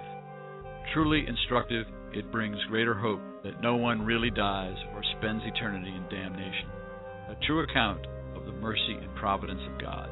Buy your copy today at www.ediceiofamerica.com.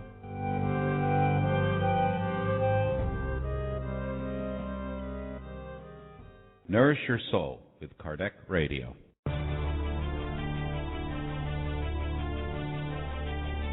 Now available for purchase, the book Chico Xavier, Medium of the Century by Guy Léon Playfair. This is the first biographical and critical study in English of one of the outstanding mediums of all time, through whom more than 450 books were received by automatic writing over a 70-year period, few of which, until recently, were available in English translations. Purchase your copy today at www.roundtablepublishing-uk.com www.roundtablepublishing-uk.com. And now we return to our program.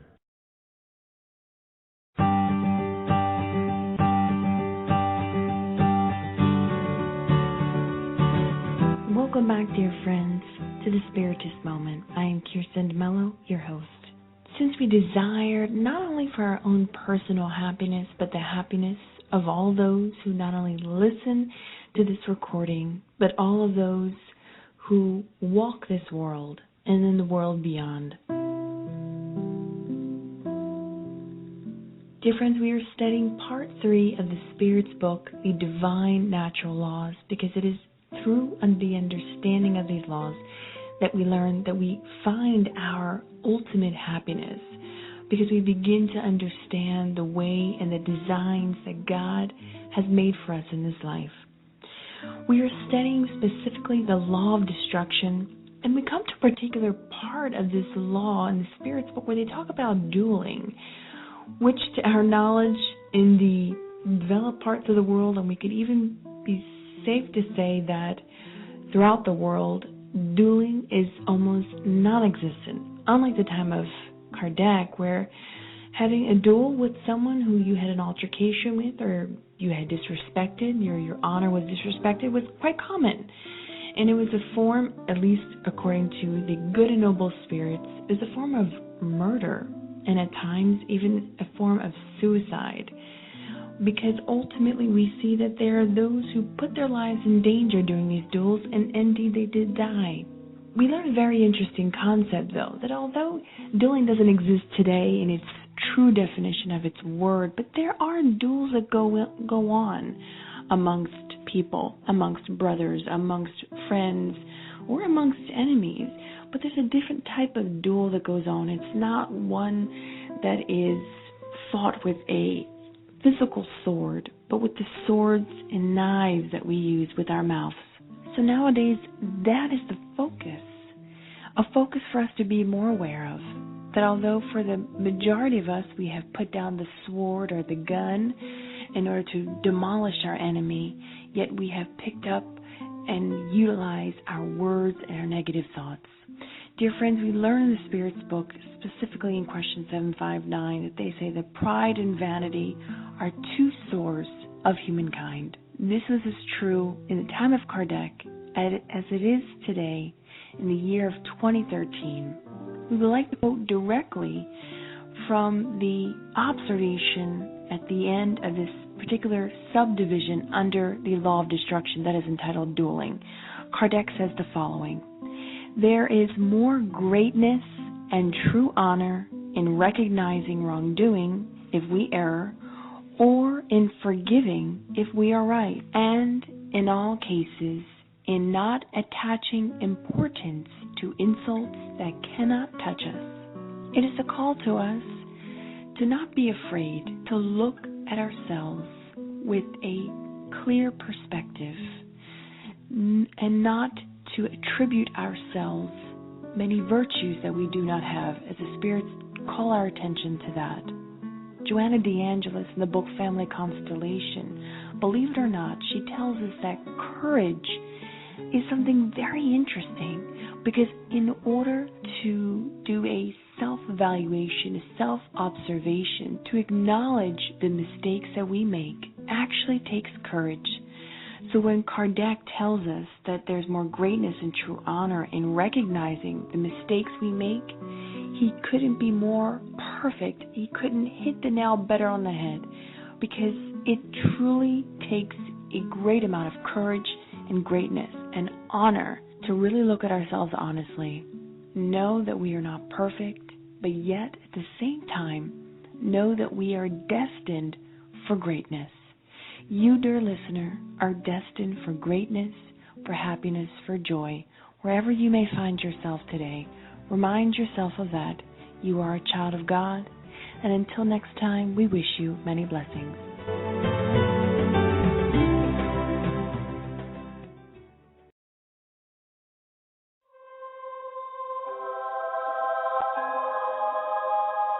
The following partial recording is taken from the Spirit's Book by Allan Kardec. Angels and Demons. Question number 128. Do the beings we call angels, archangels, and seraphim form a special category that is different in nature from that of the other spirits? No, these are the pure spirits, those at the highest degree of the hierarchy and inwardly perfect in every way. Author's remarks for question 128. The word angel usually rouses the idea of moral perfection. However, it is frequently applied to all beings, good or evil, that are beyond the human sphere. We say a good angel, a bad angel, an angel of light, an angel of darkness.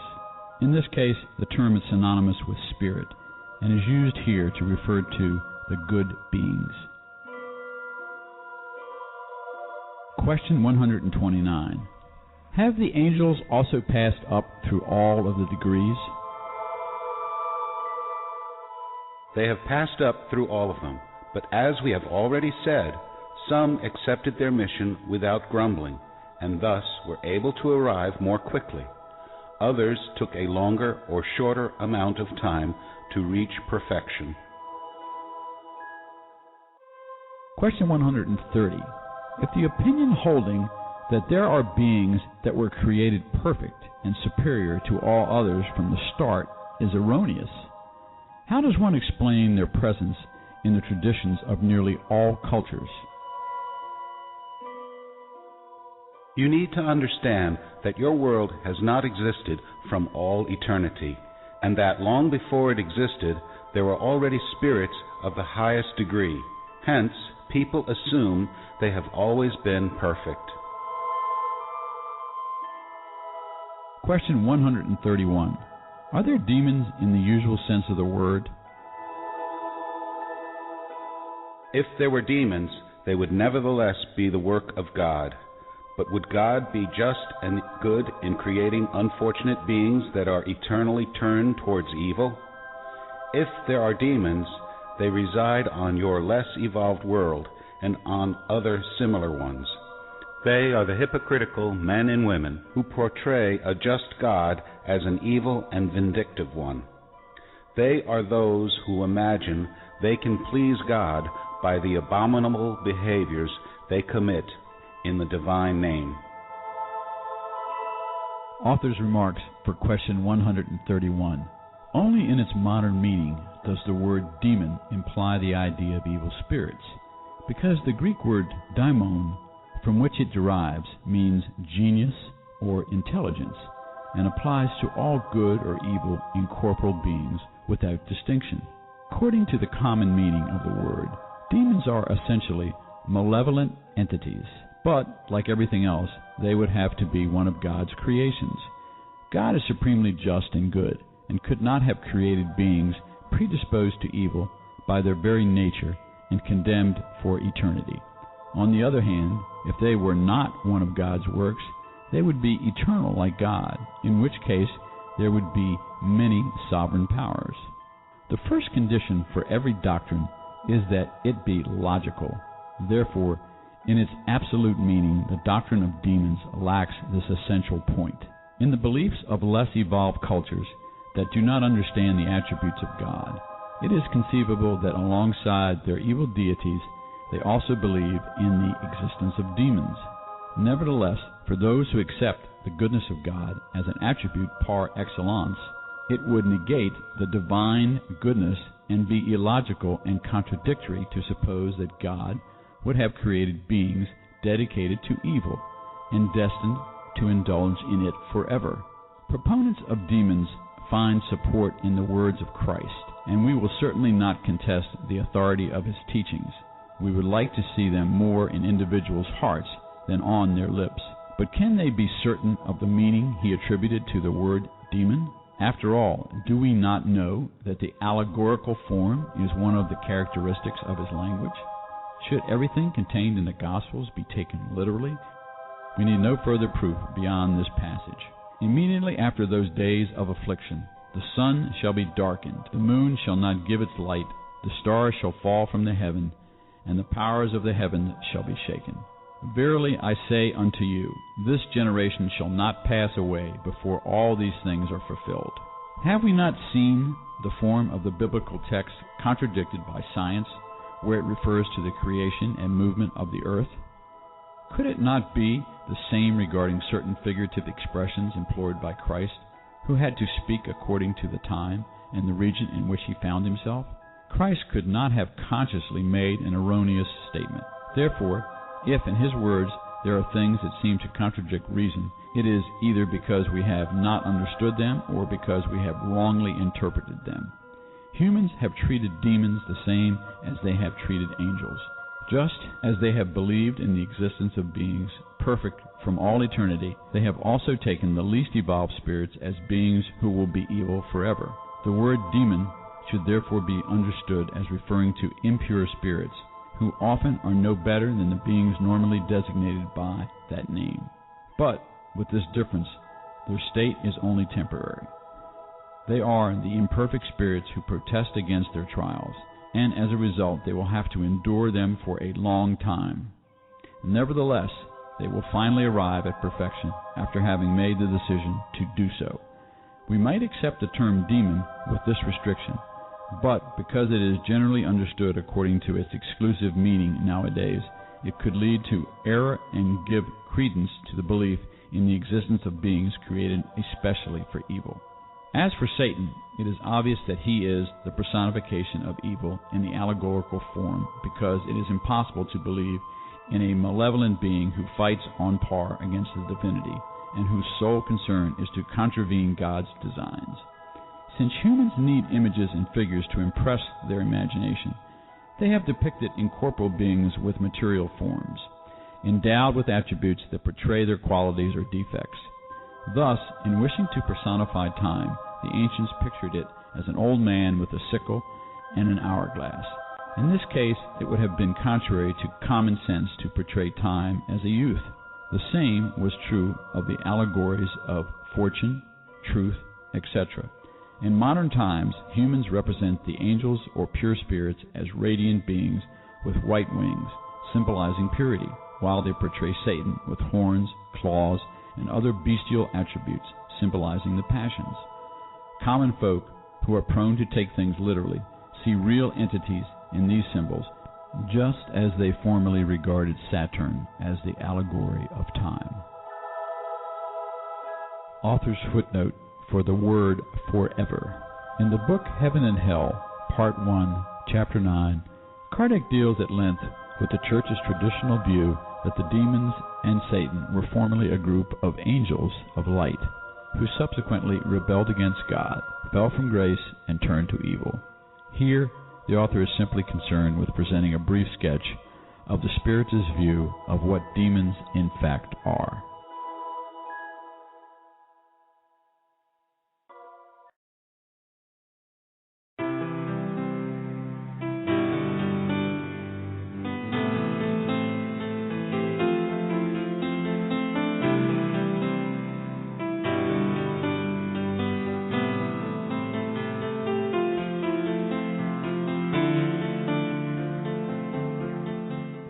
Dear listener, after a little break in the last segment to celebrate Kardec Radio Anniversary, we're back now reading together the third chapter of the Gospel according to Spiritism.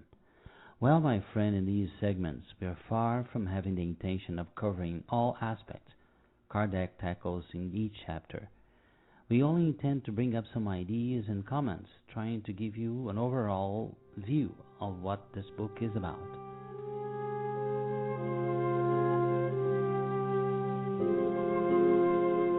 Well, as you know, this chapter talks about the different worlds, as in the words of Jesus, "In my Father's house are many mansions." The spirits come with the idea of different orbs, spirit or physical ones, and the ideas of states of mind. As far as the different kinds of planets is concerned, they say that we live on a planet that of tests and atonements, a place where its inhabitants have already reached some respected intellectual level, but morally speaking are still very far from the desired balance.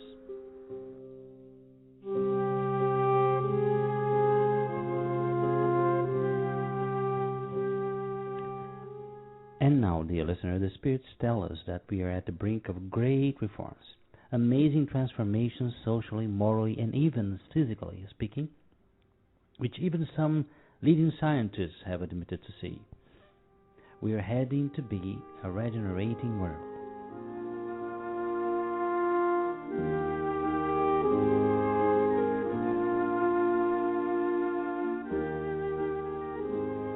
In Kardec words, we quote, "Regenerating worlds serve as transition phases between those of probation and happiness. The penitent soul finds calm and rest on them and can continue the purifying process. Beyond doubt, man still finds himself subject to the laws that rule matter.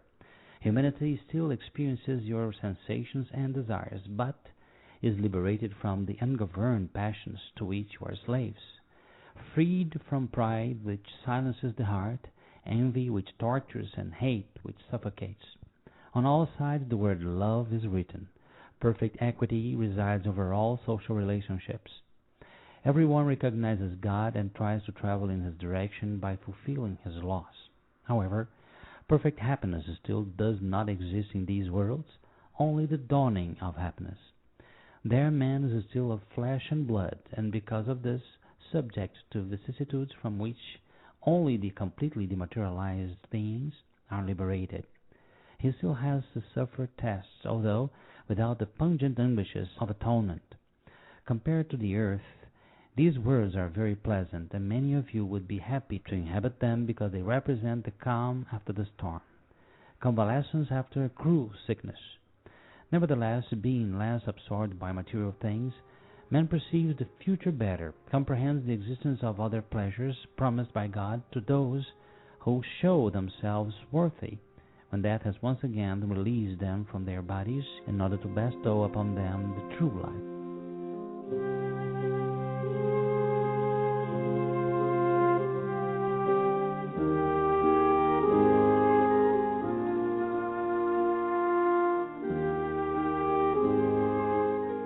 This passage, my friend, reminds us of another passage, a message that Kardec received a long time ago, and it was published in another book after he passed away.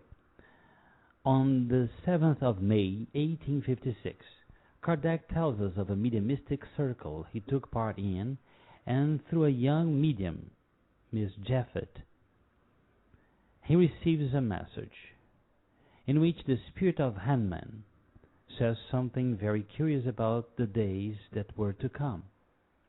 We are talking about 1856. On Kardec's comments on a previous message, it goes on like this. In a free translation, Kardec asks, we quote, "The communication we had some days ago makes us expect, apparently, some very grave, severe events. Can you give us some explanation on that?" The Spirit replies, "We cannot detail facts.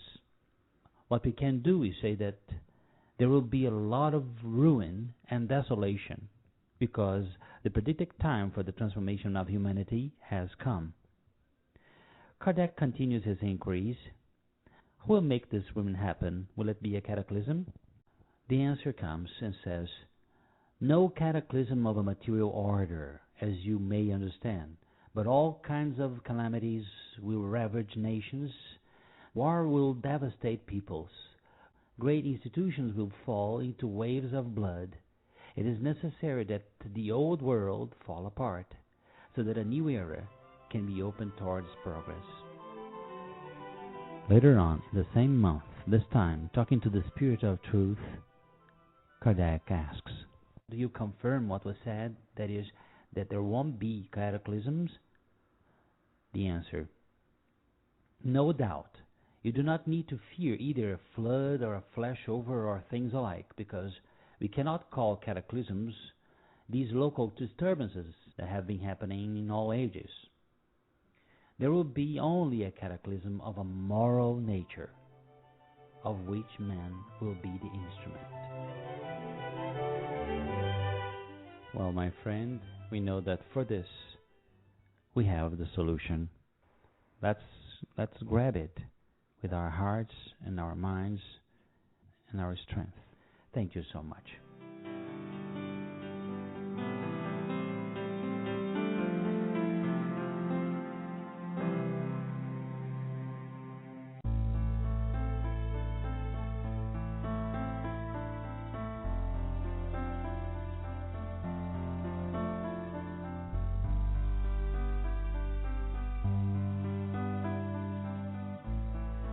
Caught in an endless dream,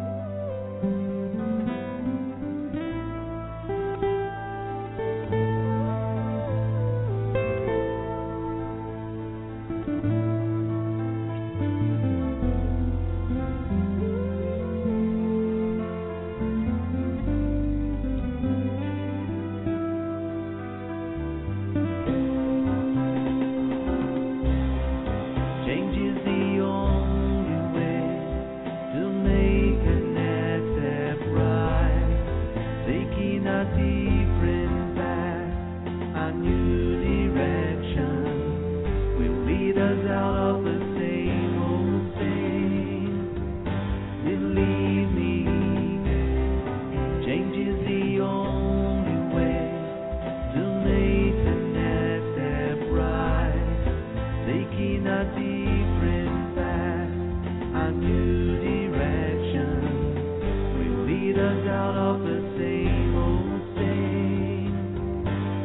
Into the light.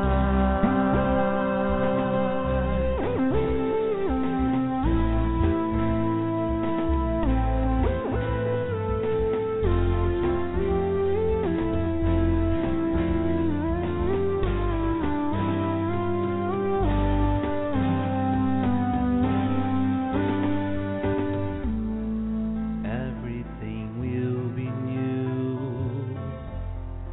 Old times a distant thought, lost in the memories long gone. Follow the brightest star, keep it inside your heart. Hold it and never let it go.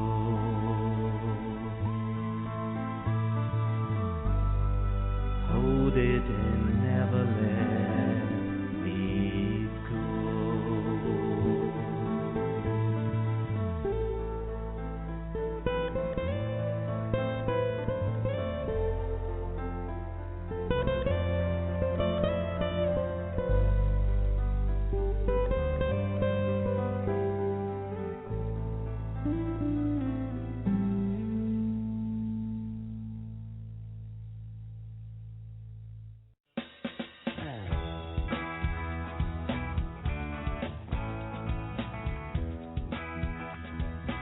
Welcome to our Youth Education Spiritism with Kardec Radio.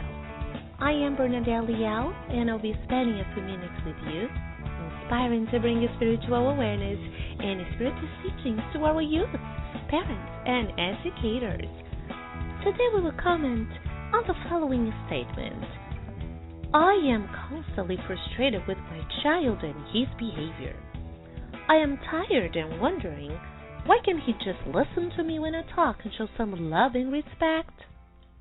Dear listeners, many parents may feel frustrated with their children once in a while and have the urge to express their emotions and concerns. Sharing feelings and worries are quite common, but parents should be careful when their comments become mostly negative, and when they develop the habit of frequently complaining about their children. Parents and children usually complain about each other. In fact, many of us complain about the weather, the traffic, work, school, money, our body, and about the people we interact. But the big question is, why do we do that? Well, one of the reasons is because it is easy. Yep, it is easier to complain about something than taking action. We usually complain as an excuse to avoid dealing with certain situations. You may have heard a teenager saying, I hate my parents. It's not fair. Or, my life sucks. But they do that because of their inability to deal with challenges and frustrations. In other words, this is an easy way out. They'd rather complain instead of facing the situation and take responsibility for their actions. Some adults still act like teenagers. They want things to be their way, when they want, how they want, and even act selfishly. So complaining seems to be the natural thing to do. The problem is when it becomes so constant that it turns into a habit. The definition of habit is an automatic behavior that is acquired through frequent repetition. But if it becomes a habit, it also means that it can be broken and replaced with a positive behavior as long as we have the awareness and are willing to put the effort and time into it. So let's think about it a little further. What do we gain by complaining? Will complaining solve the issue or help with the problem? And the answer is no. Why? Because when we complain, we are actually poisoning ourselves with negative energy and consequently extending that negativity to the environment and to the people around us. A challenge requires action and not negative statements or an angry reaction as if it would magically solve the problem. Complainers have a sense of superiority and a sense that they know better. Consequently, they have the tendency to judge other people's conduct or situation. It is their ego speaking up. They consciously or unconsciously act like victims, wanting people to empathize, feel sorry for them, and agree with them. A complainer needs an audience. And sadly, nowadays, social media offers a huge audience for a chronic complainer, with people feeding his negative comments instead of using it in a positive and inspiring way. Children and teenagers also become big complainers by watching their parents. Bear in mind that children are like sponges and learn from what they are exposed. As a result, they will pick up the behavior when they see parents constantly complaining inside or outside the house. Another negative example is when children hear their parents frequently complaining about each other. This is very common with children of divorced parents, and it creates great confusion and struggle in their minds, since they are easily influenced by what they hear. This is not healthy for them, and parents should avoid this type of behavior. Chapter 5, Item 20 of the Gospel According to Spiritism by Allan Kardec says, quote, "Humankind in general, from all walks of society, is constantly complaining either that they are not happy or that happiness was not made for them. This, dear brothers and sisters, proves better than any possible form of reasoning the truth of the maxim from the book of Ecclesiastes. Happiness is not of this world. Indeed, nor riches, power, or even the blossom of youth are essential conditions for happiness. Furthermore, nor even by uniting these three elements, so desired by many, can happiness be assured, because we are constantly hearing of people of all ages, even those from the most privileged classes, bitterly complaining of the situation in which they find themselves." Unquote. Complaining is contagious. We have to be careful, otherwise we can catch it. I usually say that chronic complainers suffer of complaintitis. Okay, complaintitis is not a word, we know, but this is just to call our attention that chronic complaining is like an illness, and as such, it needs treatment. It can affect our body, mind, and soul. And here are some symptoms of a chronic complainer: irritability, lack of patience, selfishness, negativity, urge to talk and judge others and situations, a sense of superiority, feeling as a victim, and among others. So, dear friends, let's all look at ourselves and check if we may be suffering of any mild or severe case of complaintitis, and if we do, let's take action. Chapter 14 of the Gospel According to Spiritism reminds us the following, quote, "Instead of complaining, thank God for the opportunity to triumph which He has given you, that He may bestow the prize of victory upon you. Then, when you leave the vortex of this earthly world to enter into the world of the Spirit, you will be acclaimed as a soldier returning triumphant from the fray." Unquote. Here are some suggestions of what we can do when we feel like complaining. Take a deep breath and try to rationalize by saying to yourself, complaining will not solve the problem. And continuously repeat an affirmation like, I am patient, and there is always an opportunity in every challenge. If you are feeling negative, pray. Prayer is so powerful, and it can help us at any moment of our lives by connecting with God and our spiritual guide. Another technique is to express our feelings in a sentence. For example, let's say that someone was rude to you at a store. You got mad and felt like complaining. Stop and express how you're feeling by saying, I am feeling angry right now because of the way I was treated. Acknowledge your feelings and let it go. And when that thought comes to your mind, do not ignore it, but say it, not now, and engage in some activity or work in order to keep yourself busy. When you start to complain, listen to yourself and realize how negative you are. Then stop and try to focus on the bigger picture or on something positive.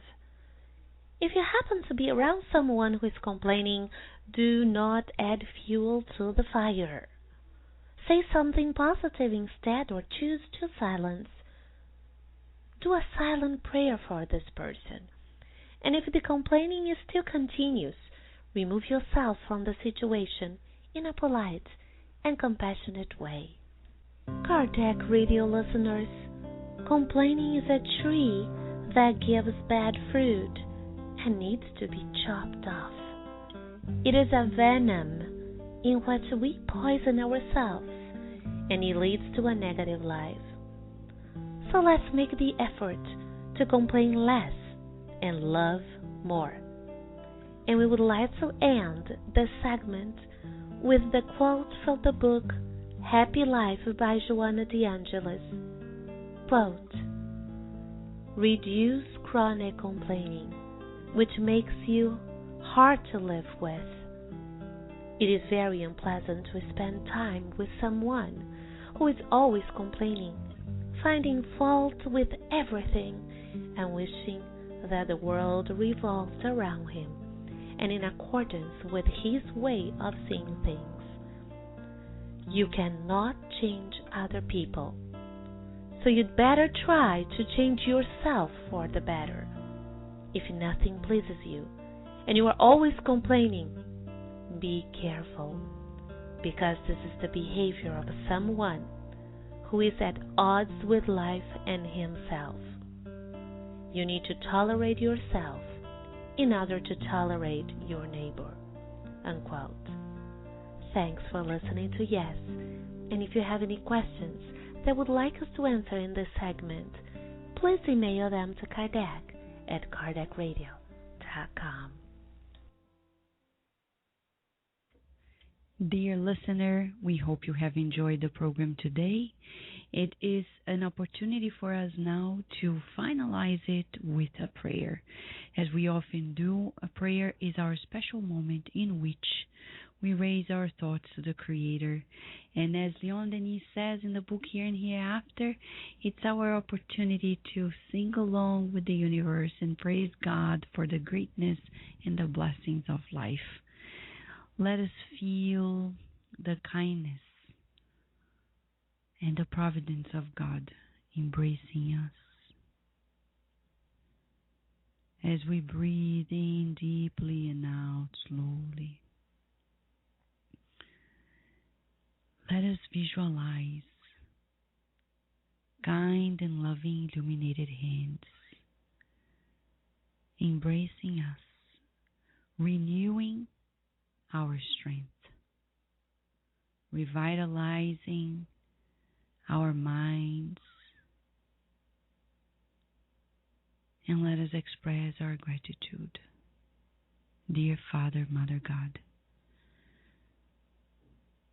what a blessing to exist and to be reincarnated on the earth at this most special time when we are not only experiencing but putting together new moments for us and others. Today especially we would like to share our gratitude to Chico Xavier. No words, dear Lord, will ever fulfill this goal of sending him our gratitude, but our feelings. Please multiply these feelings of gratitude so you can give back to him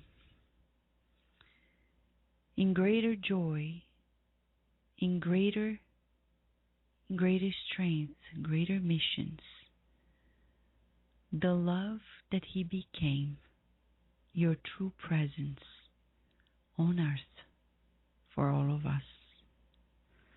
For the spirits who have mentored him, from Emmanuel to Dr. Bezerra de Menezes, Sister Sheila, Humberto de Campos, André Luiz, and many, many, many thousands of others.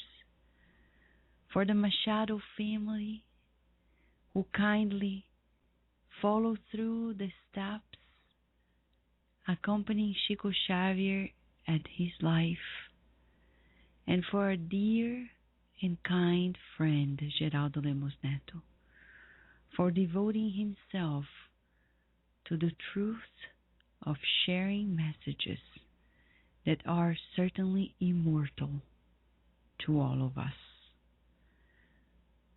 May we all, today and in the days to come, share these crumbs of light with all who are living with us.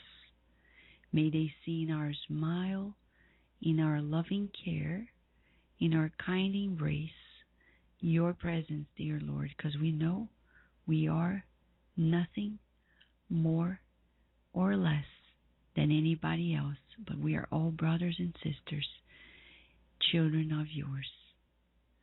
With your blessings, we close our program today, hoping everyone who is listening is fully nourished and live a better life. So be it. Dear listener, wherever you are, you know Kardec Radio is on demand, and we have a beautiful program happening in August. Soon we're going to share with you. Kardec Radio is quadrupling its programs. Can you believe it? 4 days in which Kardec Radio is going to be opening its lines for you. Next week, we have the renowned scientist Jim Tucker from the University of Virginia, the one who continues the works of Dr. Ian Stevenson. He's going to be here at Kardec Radio telling us about the beautiful works that science is bringing to us on reincarnation. See, Kardec Radio is here to nourish your soul. Don't forget also to nourish other souls by sharing the news that we are here for you. Without much more, we wish you lots of blessings, and we hope to hear from you very soon. Thank you for listening to Kardec Radio, broadcasting live every Saturday morning at 11 a.m. Eastern Standard Time. Email us and share your comments at www.kardecradio.com. Until next time, we wish you many blessings.